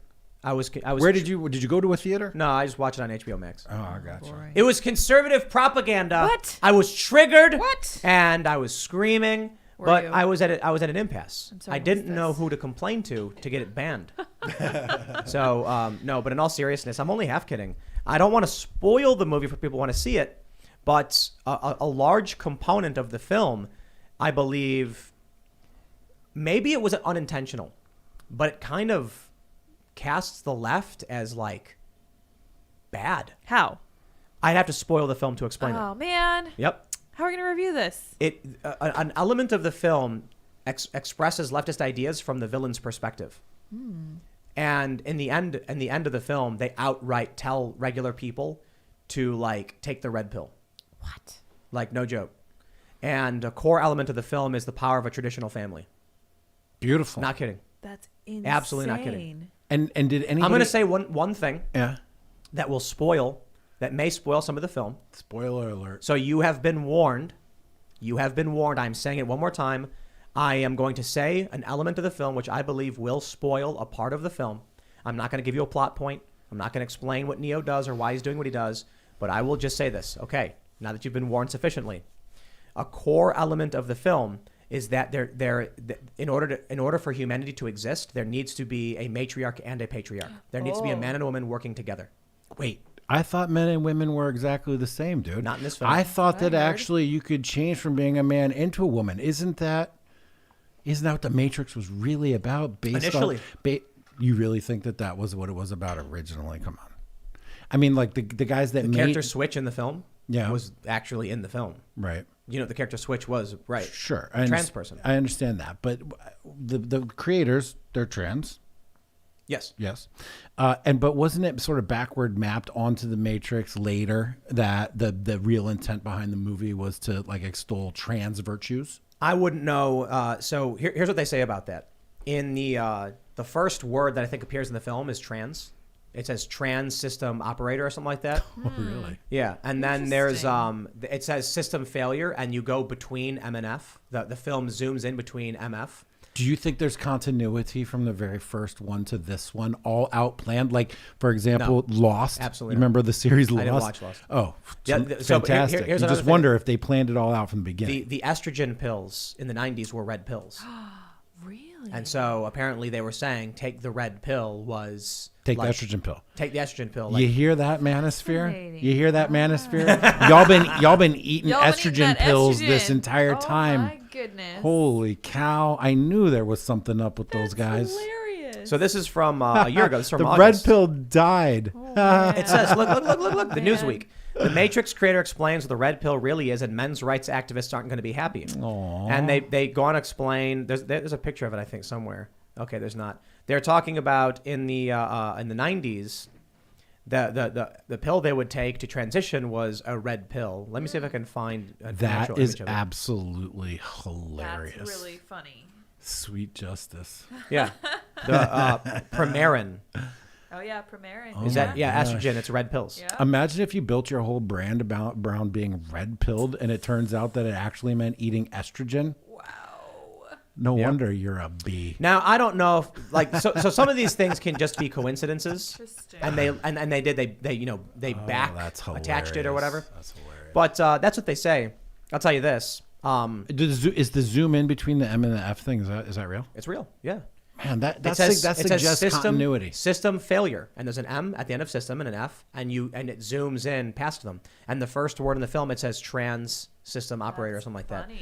That could. I honestly, when I saw that, I was like, what does that mean? Trans system operator? Like, what is it? I think it's trans system operator. I'm not entirely sure. But we watched it again like a couple weeks ago. We watched all 3 Matrix movies because like the new movie's coming out. We were They're gonna watch good. it. They're good. The first one's real good. The character Switch in the first Matrix, you know the character Switch, Yeah. is what was supposed to be a person who goes in the Matrix and their residual self-image was female, and then in the real world they were male or something. And according to the story, the studio thought it was too, weird for regular people. They wouldn't like it. Ah, I see. I actually think that's a good idea for a film. Like if the idea of the Matrix is you have an identity, and when you go in, you become that identity. The only issue is I think people should turn into giraffes too. You know what I mean? yeah, yeah. Right. Like furries would turn into Bugs Bunny and stuff like that. But that's an interesting concept for a Matrix because we're going to see that with the metaverse. But I'll say this. Well, you've already seen it in Fortnite. There's little boys acting as with female characters, and nobody actually Well, that's even. every game though. I know, but nobody Like even Lara Croft. blinks an eye of that. So Right. why in the Exactly. metaverse would it be any different? Why would you blink an eye? Here's the thing about the Matrix Resurrections. I don't think it has anything to do with the Matrix at all. Like the themes of the original Matrix do not translate into this movie. I'm like, it's an entirely different movie. They just call it Matrix, I guess. Oh, I see. Yeah, I mean, there's I'll say a few things. The film is hates itself, not exaggerating. They self-reference themselves how much they hate making this. What the heck? Yeah, no joke. Like in the movie, they basically say, "This is garbage. We don't want to do it. We don't want to make this." Were they contractually obligated? I'm gonna go further into spoilers now for some of you guys. So now I'll get into some direct spoiler. It's not a plot point. It's just it's part of the early part. It's part of the early movie. I think the first half an hour of the movie was intended to insult and deride Warner Brothers, and then the movie starts. Gotcha. So I'll explain. In the film, spoiler warning again, because I really, really want to, because I'm going to actually give a hard spoiler. Neo is a game developer. He made a game called The Matrix. And he's sitting down with his business partner, and his business partner goes, "Our parent company, Warner Brothers, has insisted we do a sequel. Oh my. None of us want to do it, but they said, if we don't do it, they'll do it without us." Oh man, so they were basically looking into the camera. Yeah. Yep. Break that fourth Saying wall. it outright.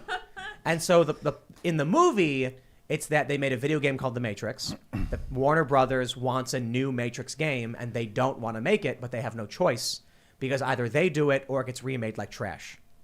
So they said, "Fine, we'll be involved." And that's like I'm watching the movie. I'm like, this is so dumb.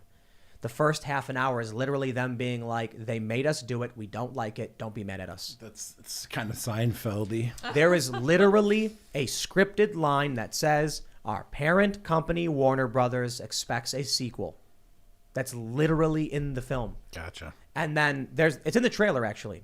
Not that part, but it's where the guy goes, "To be going back to what all began, back to the Matrix." You've seen that in the trailer? Yeah. That's when he's like, they're making us redo this and we don't want to. But the film, I got to say, like, the left will probably never admit it. But I don't know how else you explain it, that the movie is literally, now that we're in spoiler mode, it's literally, they're like, Neo and Trinity as a man and a woman, and the yearning they have for each other is what stabilizes the Matrix. And without them as the patriarch and the matriarch, the new Matrix will collapse. That's the plot. So Get out there and get married, guys. Yeah. That's the Yep. answer. And guess what happens at the end? Because I'm going to give you the big spoiler now. Oh boy, here we go. Oh boy. So Neo isn't just the one. Trinity also is. The one is the two of them together. It's like yin and yang. So in the original film, Neo is the patriarch who fights and saves everybody, and Trinity is just the damsel in distress. In this one, they both have superpowers. I was shocked by this. The villain at the end says to them, we will never give up because people don't want to be free. They don't want the truth. They don't want to be empowered. They want to embrace their feelings over facts. And then Neo and Trinity are like, we're going to change this world. We're not here to negotiate. And I was just like, what? Like, it doesn't sound like leftists. It sounds like they're conservatives. Right. Fostering human connection, the difference between men and women, the fact that they need to come together. They make fun of binary over and over and over again. Like, Really? But so, then- but like, it's weird because they don't they make fun of like the leftist concept of it. It's like they acknowledge it. It's a real thing. I'm going to have to watch Here's what I this. think. I showed my kids this movie. They did not understand the first one. But hold on. Here's what I think. Lena Wachowski, trans woman, Yeah. made this film, Yeah. but older trans woman. Younger trans Interesting. people are the gender non-binary people. Oh, you mean like Camille Paglia style trans? Yeah. Right? Like- she's a trans woman. She's No, trans, she's but not. She's a lesbian.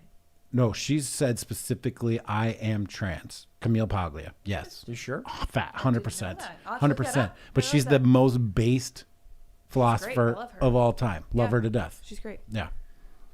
Yeah, She's trans so, and a so you lesbian. look at I like like ContraPoints. I think talked about this before.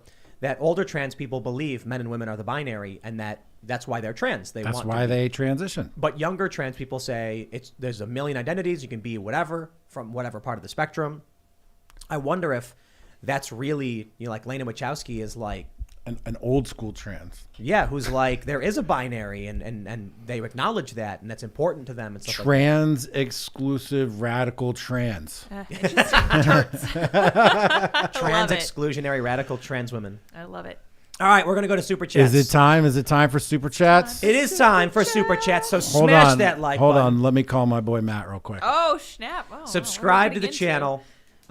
Like the like button. Smash the like button. Go to timcast.com. Become a member. We're not going to have a members only segment today because we're going to be getting ready. I got to pack. Fake We're Friday. going, This yeah, is like a Fake half Friday. day at school because Yeah. it's Christmas vacation. Yes. Yeah, but I do want to say, so the super chats have been absolutely inundated with people who don't like you. Yeah, I imagine so. And a lot of people are saying things like, you shouldn't have yelled at Sydney and all that stuff. And so we'll talk about that right now. But I do want to say one thing too, because a lot of people who are saying things like, I can't believe I believed in Jack or whatever, and Jack's a fraud, and I'm just like, guys, we're gonna address all those issues. But if your complaint is about an article that Jack wrote 7 years ago, and you're now saying that like you no longer like him because of something he did in the past, I don't care if it's a leftist who does it. I don't care if it's a right winger who does it. If someone did something in the past and they're like, yeah, I don't think those things anymore, or I don't like that I did that. I'm like, okay, forgiveness granted. Thank you for joining us in the fight for freedom. Yes. If we're gonna excise our own allies because of things they did in the past, well, you might as well be, in cancel culture mode or whatever. Not that, I mean, some people should deserve to be canceled, and some people should have to answer for what they did and all that stuff. But I mean, do you want to outright mention the "you are here" thing or whatever? Oh well, before just we read on super chats? just on that one point, like why was it so jarring for people to read that article about me? Because I don't ever talk about it. Because I don't ever push those ideas. Because it's not a part of my life, right? It was something that I wrote when I had like 100 Twitter followers, and I was using a fake name. Jack Murphy is not my real name, everybody. Spoiler alert. My real name is John Murphy Goldman. My grandfather's name was John Murphy. Everybody called him Jack. So I picked Jack Murphy as a pseudonym. And I wrote an article about like one element of my sex life all those years ago that was meant to be seen by basically nobody.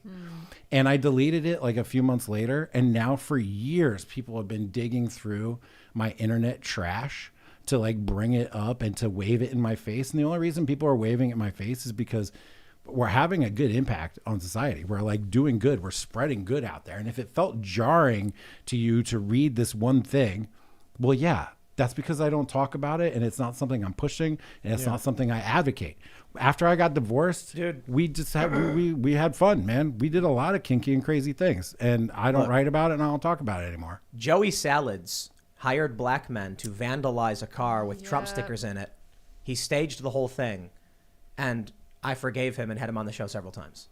Yeah, well, I didn't do anything that stupid. I was just having fun that's my with a point, girl that I just started dating. We were just going out and having a good time, and I wrote about it anonymously. Then I deleted it, and now I have gone through a whole many years of growth and transformation and reading and studying, and everything that I have said before up till this point is 100% accurate. What? But people Don't are interrupt mad, me. Well, people are mad at you for yelling it. They're like, we can talk about that. Yeah, for sure. I think they're using. A lot of people don't like the article.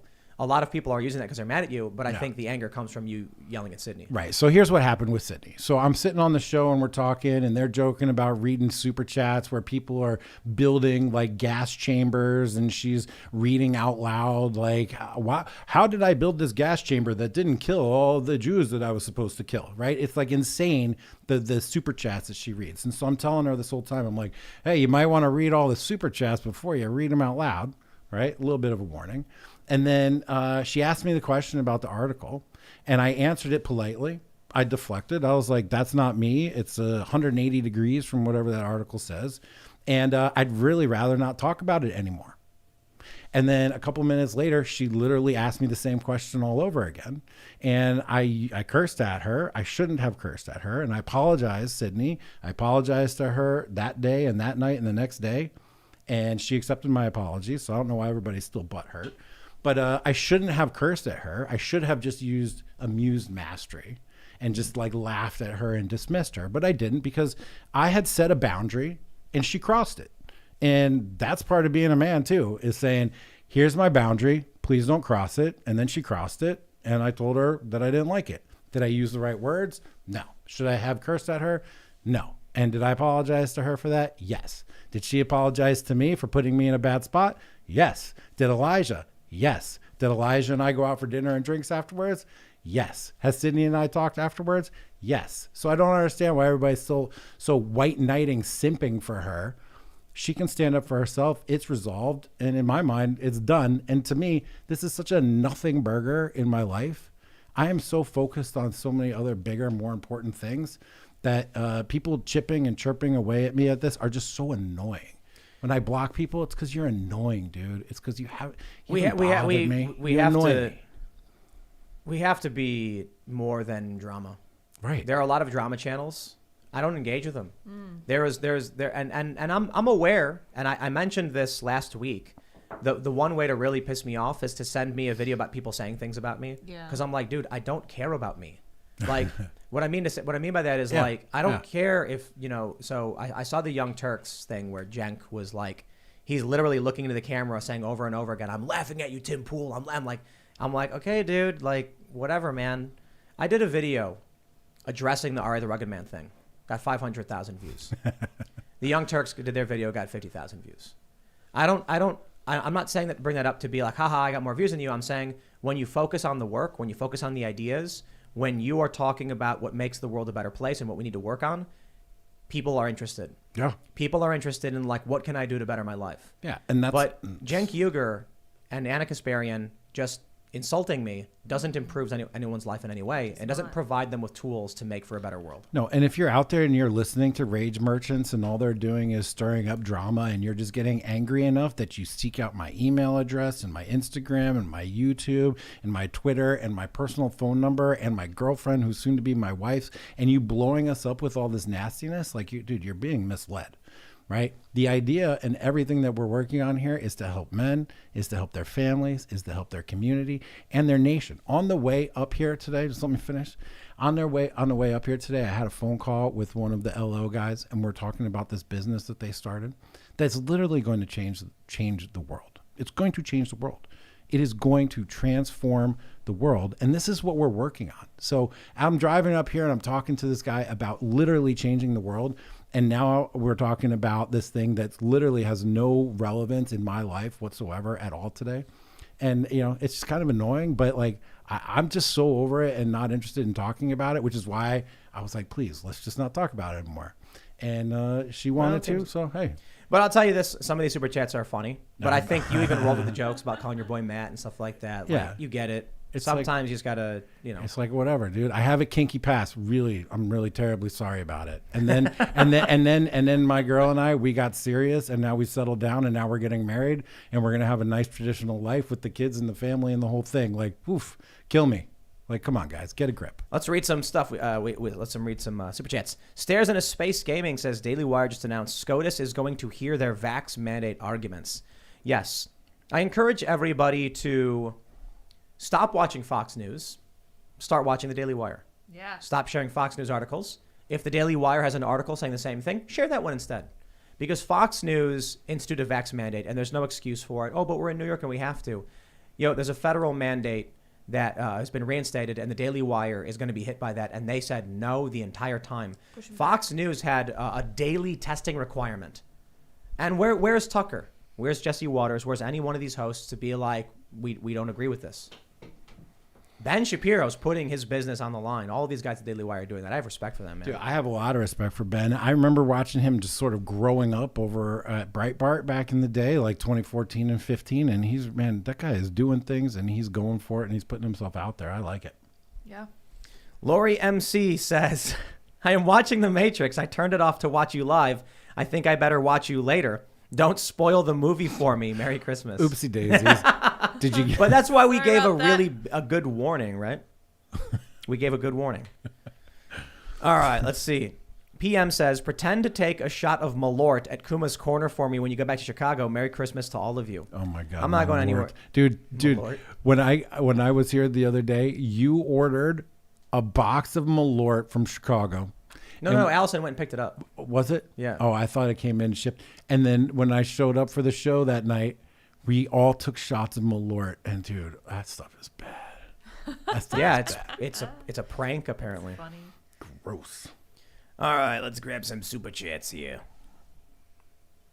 A lot of the super chats we got about the Sydney and Elijah thing are people genuinely being like, I don't understand what that was. What happened? With Sydney. Yeah, they were like, what happened with that? What happened? But we addressed it. Well, yeah, when the people clipped it, where all they see is me saying, cursing at her, but they didn't see the whole thing where I was like, let's not talk about that after I've addressed it, and then she brought it up again. So it stinks, and I wish it didn't happen. And Sydney and I are cool, and we will be cool. And Elijah's already talked to me about coming back on the show in February, and I'll happily do that. And I just think everybody here should just sort of put this thing behind them and let's move on. Heathen Airsoft and Jay says, we don't do drama. You just had a whole segment today about drama between Young Turks, RA, the Rugged Man, and you. No, that's actually not it. I don't know if you watched it or not. The reason why I did that segment was because the ideas were really important, and the Young Turks gave me an excellent opportunity to show you what the left and progressives are.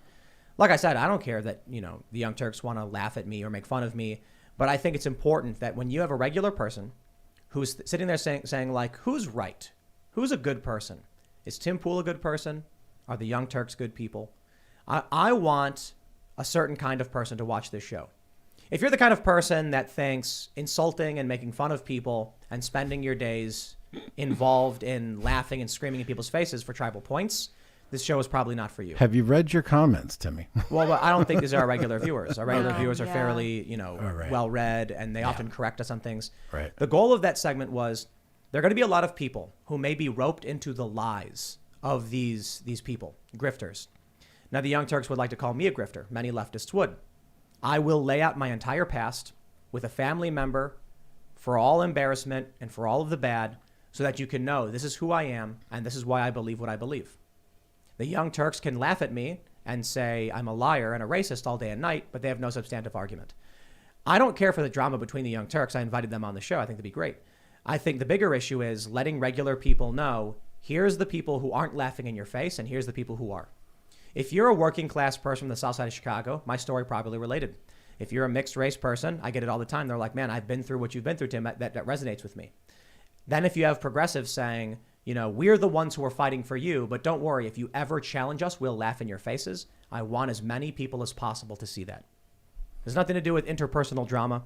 It has everything to do with proving who is actually fighting the good fight and who is trying to grift off of you. Look, and Tim, I feel the same way. And one of the reasons that I am kind of happy that we're talking about this old article and like my hedonistic past and the fact that I used to try to just pleasure seek. I was just pleasure seeking is because ultimately at the end of the day, that's not enough. Like you're not going to be satisfied. And believe me, I have tried. You're not going to be satisfied by that kind of stuff. You need to find a higher calling. It's valuable. And I am happy to be the guy that leads people who once lived a hedonistic lifestyle, who are looking for something more important, who are looking for something that means more to them, that's going to return a higher utility to them as a person and is going to benefit the nation as a whole. So if this is my, thing to bear, okay, fine. But like, listen to my content now and understand where we're going, because I've moved past that and I'm onto something that's really good. And if you want to be onto something really good, let's go. All right, we got Ghost Crusader says, Tim, I had to get my first shot today. I live in New York City. I had to. I'm the caretaker for my grandfather and grandmother. He has dementia, and she does not want anyone else but me to take care of him. I'd rather move, but I couldn't. And that's how they get you. That's hard. They know they can use your family against So you to hard. enforce this stuff, and it ultimately results in everyone suffering because of it. It is very hard. People are having to make a lot of tough decisions. Prudence is never easy. It's by definition hard. If you find yourself in that position, I give kudos to you, and please just take some support, understanding there's a lot of us in the same spot, and you're not a bad person if you make a prudential decision. Yeah. You're not.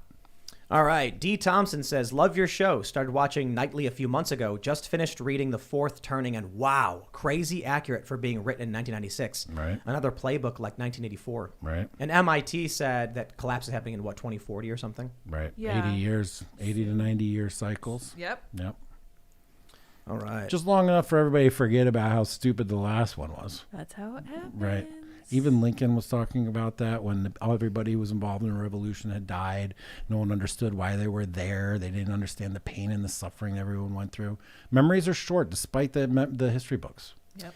Puddle says, hey, Tim, would you have a live cast with your family and friends that you grew up with sharing old Chicago stories? Lydia is a soldier. Yeah, actually, maybe. I haven't talked to the guys from Chicago in forever. There's a couple guys that I'm friends with on Facebook that were like really good friends of mine when I was like 16 to like 20.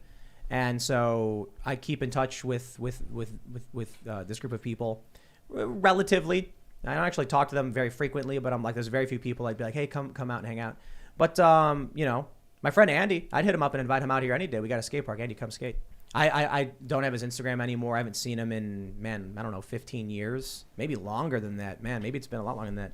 But I'd love to have these guys out. We could do like something on the website where it's just like we all talk about Chicago and stuff like that, because those stories are really fascinating. Yeah, and like when I got shot at randomly. And the more you can connect to other people's experiences, the more powerful it is to spread your message and to get people on the right track, man. Do it.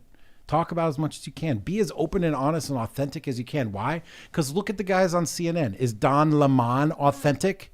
Are the Cuomo guys authentic? Is Jake Tapper authentic? Is whatever that chick is with the short hair and the glasses on MSNBC, is she authentic? No. They're not worth listening to. All right. Dragon Lady says, Lori Lightfoot and other politicians make a really big assumption that I want to go to bars and restaurants. Tim, that was a fantastic impression. Most important, no, the Beetlejuice one for Lori Lightfoot. That's so good. I just want to wish you all a very Merry Christmas. You're good people and you deserve it. I haven't seen Beetlejuice in a very long time, but It was great. Michael Keaton talk like this. They also kind of talked. It's also similar to Edgar from Men in Black. Yeah, that's who I was thinking it sounded like.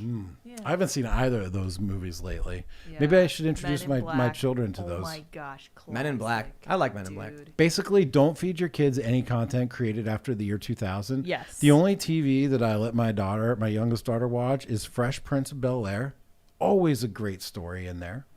Oh man, I forgot the other one off the top of my head. Oh, The Nanny. That stuff is funny. The Nanny? Right. Darn, sorry. That stuff is funny, and it's based. The 90s were based. I loved them. Yeah. Here we go. Nicholas Lund says, Tim, rather than using their language, shouldn't we call them COVID inquisitors rather than investigators? Yes. Yes. Austria is hiring inquisitors. Someone had a good idea. They said, COVID Gestapo. A good idea for a shirt was no one expects the Science Inquisition. Oh, I love that. Yeah. Yeah, from Monty Python. Well, that's a Is good that what it's twist. from? The Science Inquisition? Yeah. Well, no, one the expects Spanish Inquisition. Right. Inquisition, Yeah. The science. Micah Cook says, I'm going from 25 an hour to 14 an hour here in California because I won't get the jab. My kids will have food. That's only an excuse. Let's go, Brandon. Let's go, Brandon. Yeah, man. I'm never All going right. to eat out in a restaurant in D.C. ever again. We'll get used to it. I mean, you'll get used to it. We'll Save cook. money. We'll cook a lot Yeah, more. it'll be healthier. Well, instead of buying Choice, we'll buy Prime. We'll have to cook together. That'll be fun. Okay, let's see. Enstein says, in DC here, may have to get creative, but compliance isn't an option for me. However, the Step on Snack crowd here never shocks me. We finally got our Step on Snack and Find Out shirts. Yeah, they come in. Aren't they top seller already, right? They're the best selling shirt we've ever had. I love it. So cute. Step on Snack and Find my Out. favorite. At the Timcast store, you can pick it up. Yeah, we've sold like thousands of them. It's crazy. So good. It's a good shirt. We got to get on our shirt game. You know, Luke does the like overtly political shirts. Like he had one that was Fauci as the Emperor Palpatine, Force lightning, monkeys, and dogs. Yeah. I'm like, okay, Luke's probably selling thousands of these shirts because those are good. Edgy. But we don't do that kind of shirt. Like I don't do this show to make overt political statements about that stuff. Like Step on Snack and Find Out is a meme. Mm-hmm. It's like a silly combination of memes, and it doesn't say anything about Republicans or Democrats or Fauci or anything like that. The gorilla thing. I'm like, I don't want to make overtly political merchandise. It can be like passively, you know, just it should be fun cultural stuff. So that's what we're trying to figure out. I tested positive for freedom, and it's Luke Yeah. riding an eagle waving a Gadsden flag. Right, where Luke is to scale yeah. on an eagle. There's an eagle which is to It's scale, the- and then there's Luke. He's right on top It's of the that. eagle from Lord of the Rings. Yes. You know, I challenged Luke to a death match before the show, and the He winner Failed. was the only one who arrived, I and guess so. It's a Luke's draw. not here. Bah. He got scared. He did.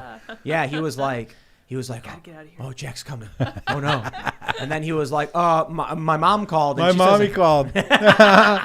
There you go, He's Luke. he's in the chat. He was posting stuff. Oh, I bet he is. He loves those chats. I've seen him stirring up S in there. loves to do that. He's sitting next to me stirring up S in the chats. That sounds guy. like something Luke Luke. would do. Luke.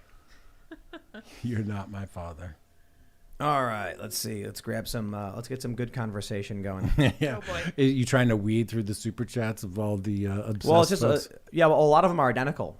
Yeah. Yeah. It's like I can read one of them, and like I read one in the beginning, but it's like I can't just keep reading the same thing over and over again. Yeah, people are obsessed about that, man. I don't get it. Interesting. Yeah. People are Yep. strange. I honestly, you know, I wonder about who is. We have substantially higher super chats than we normally do, so I don't believe it's our normal audience. Got it. Yeah. You know, because I think it's people who are coming in here and just. Just throwing money at Timmy, hoping a bummer. hoping that you're going to embarrass me in front of all these people. That's an putting money interesting to them. strategy. Yeah, I like that. I can only say this, guys. I'm not on Elijah and Sydney's show. I didn't watch it. We were doing this show when that happened. Yeah, we were working. And I don't wake up in the morning. I'm like, I better go watch and like figure out what this drama's all about. I'm like, I wake up and I'm like, what did Joe Biden just say? And like, what is Right. Pelosi doing? And what is Mitch McConnell doing about it? And what did he just, what's he, what? So I'm spending my day like reading the news and reading about what's going on. And I could not get in depth on this if I wanted to. It's just not my wheelhouse. Well, there's no depth to it. That's the thing. It's nonsense. So let's read this. We got William Furry says, serious inquiry TP. Are you hiring? I work in medicine and feel so done with being whipped around like a rag doll with mandates and exemptions. We are hiring. And the difficulty is, you know, we're planting seeds of these new shows and we're trying to grow them. And they're but baby birds that we are unable to kick out of the nest. They can't Not fly yet. on their own. So the core Timcast show is like subsidizing the growth of these new shows. So we can hire, but it's like everything we hire outside of this show is a loss, and that's what we've been doing. So it's like we're taking the risk to try and do more stuff. We have the book, Tales from the Inverted World, at invertedworldbook.com. It's a bestseller now, which is amazing. Amazing. Congratulations. You're a publisher now. That's right. And that's good. Great stuff. But as much as the external stuff we've started has made money, it's not covering its own costs. Right.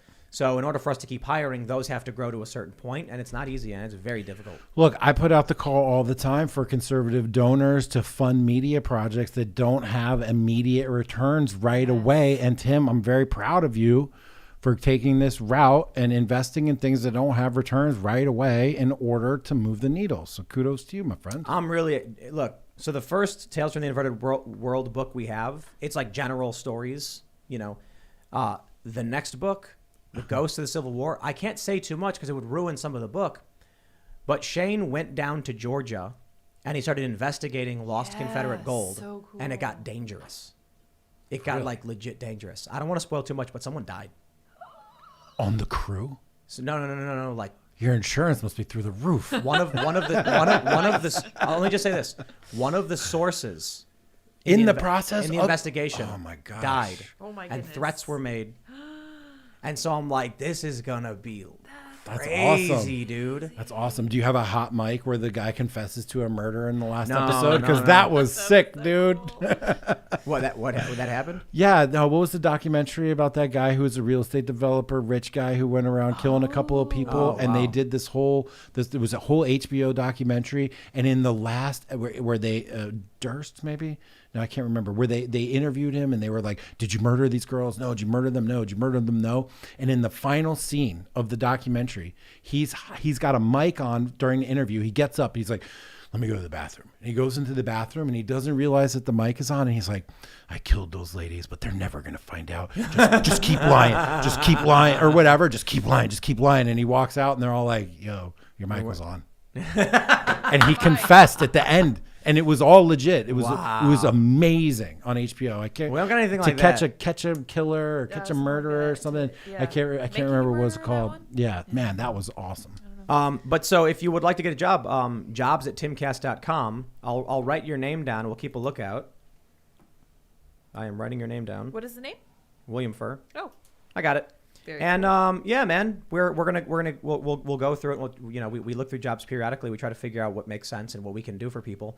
We have 31 employees. Oh, look That's at right, us. 31, because we are like, my attitude is, yo, we gotta start planting trees. Yep. We gotta plant trees now. Definitely. And then hopefully in 10 years, we got big trees with beautiful shade. And, we'll have like a banana tree. And we'll have, actually, they don't grow on trees. They grow on bushes or something. Yeah, banana trees go on trees. Oh, my boy they? Matt just texted. He said it was the Robert Durst documentary. Your boy Matt, he got you. Robert Durst.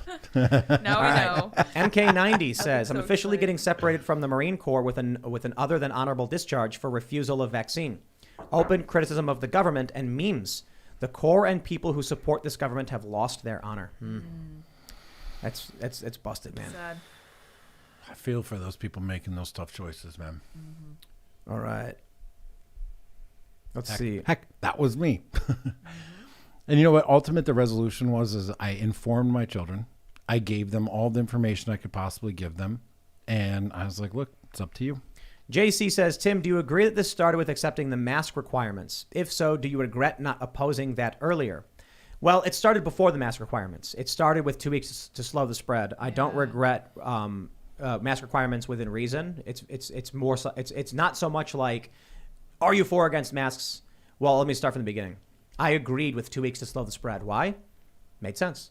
Yep. We want to slow the curve down. We want to make sure that as the infection spreads, we don't overload our ICU beds because then tons of people will die because we can't treat them. And I said, okay, makes sense. That was a mistake. I agree with it back then.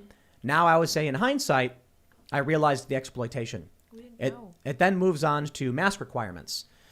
Within reason, absolutely, I think they're bad. But I will say my point is this. Ultimately, to put on a mask, to walk in somewhere for a few minutes and walk out, wasn't that big of a deal. To undergo an irreversible and permanent medical procedure is an absolute deal breaker. There are certain things where we say like, okay, sure, fine, whatever. It's like, I'll put the mask on, I'll take it off. It'll be 5 minutes. I will tell you this now. I will not go to any business that mandates a mask. I don't do it. So out here Me neither. in West Virginia, just last week or whatever, I was with Allison. We went to a cafe and they had a big, huge thing on the door saying, please wear a mask. And I said, Starbucks over there doesn't require masks. So instead of going to the small business that needed our money very, very much, I went to the big corporate store because the big corporate store was like, do your thing. We don't care. And so there it is. If I have a choice, it will not be to comply with any of this stuff. So we went to Micro Center, had to wear a mask. Well, that was tough. I needed to get a GPU. We needed to get equipment for the studio to expand. And so I'm like, look, putting on a mask for 20 minutes to walk in and walk out, It's not the end of the world. If I had a choice, I wouldn't do it. But I need to buy this thing right now, so I will. I don't like that at all. Give me a choice, I'll say no. I went to the mall to buy my wife to be the one very gift I wanted to get her, and I got to the gate of the door, and they were like, put a mask on, and I was like, sorry, and I just walked away. I just can't do it anymore. Well, not anymore. I have walked out of 100 stores that have asked me to put on a mask. I just will not do it. I will not give them my money. I will not go to the stores. I will not comply. I've left it up to my kids to make their own decisions because you know what? They're teenagers. They can make their own decisions. But for me, I am able to be comfortable and resist, and I will. Did you get the 3070? What'd you get? We got the latest. Yeah, nice. You know. If I went to a store, a Micro Center, and they were like vaccine only, I'd be like, all right, walk away. Yeah. If YouTube emailed me and said, we now require everyone to have proof of All vaccination, YouTube creators. I'd be like, later. Bye. That's the end. Yeah. You're not making me do it. baby. I'm just reeling from this notion. I just learned the news today that DC has a vax mandate now. I'm literally never going to be able to go to any of my favorite restaurants in DC. I can't go to any single bars or restaurants in the city that I have lived in for 30 years. That's a thing. Yep. That's a thing. No museums, no concerts, no movies, no gyms, no yoga, no nothing. You can't even go to a hotel. Right. That's a lot to process, actually. I got to deal with that in Chicago. It's going to be funny. We'll see what happens. I have a feeling no one's going to enforce it, at least where we're going. All right, this is a good one. Eric A. says, Tim, I appreciate all the work you do in regards to the news, but your takes on entertainment suck more than a struggling actress. Yeah. That's a great one. That was a sick burn. You got me. But the reality is, my takes on entertainment are as pleasurable as a struggling actress. Oh, No, there you go. All right, let's you see. can spin it that way. Memes. Skimming. Well, but I always do this. This is normal. He does. That's true. Yeah. And we'll read a couple more here. Dan Scope says, I'm 31 and a captain in the military. 12 years of my life committed to service, and soon I'll be starting over from scratch and refusing to follow a lawful order. Any advice for starting over? Great show. Oh, man. One foot in front of the other. Yep. Yeah, I don't know. One foot in front of the other and never stop. The journey of 1,000 miles begins with a single step. One day at a time. Just got to figure it out, man. Look, I want to address one more thing from the article and the stuff that's coming up in the chats. People are saying that I use this word little girls, and they're trying to make it out like I'm some sort of pedo. Come on, guys. Little girls is about BDSM, daddy, little girl. Let's just put that out there. I'm older. She's younger. People come to me. It's a kink thing. Daddy, little girl. Get over it, guys. I'm sorry that I had sex, y'all. Get a life, dude. Jeez. That's Whatever, it. man. Next. I'm going to keep... I said this a couple weeks ago. I would forgive Jesse Smollett if he apologized. Yeah. I would. I forgive Joey Salad if he apologized. I don't have to apologize for anything. I'm not here to play with stupid drama issues. Yeah. I want to talk about important issues and expanding and growing and whatever. Wasted time. All right, Alin Jin says, so as a billionaire, Tim, you would just be paying Michael Malice to be Michael Malice, just on a bigger scale. Oh yeah. Yes, we would. Man, I would be like, Michael, what's your budget requirement? Do everything. It'd be amazing. But it's more than just money, though, I will admit. Michael needs to be a press secretary for, in a presidential That's campaign. right. Dave Smith. He needs, there's positions you can get to without, with money, without money. So, but yeah, definitely. I just be like, here's $1 million, Michael. Like, please continue to be yourself and just do more of this. I'd actually be like, do you know anyone else we could hire to be on Twitter doing the same thing? And they would be like, Tim Pool runs this propaganda farm with all these people on Twitter. What do? They post weird trolling posts. I don't know. I don't know what they're doing. Make people look dumb, I guess. Michael's a guy that I would like to make contact with. I haven't been able to get in touch with him. He's interesting. Oh, yeah, he's out in Austin. Yeah. All right, let's read a couple more.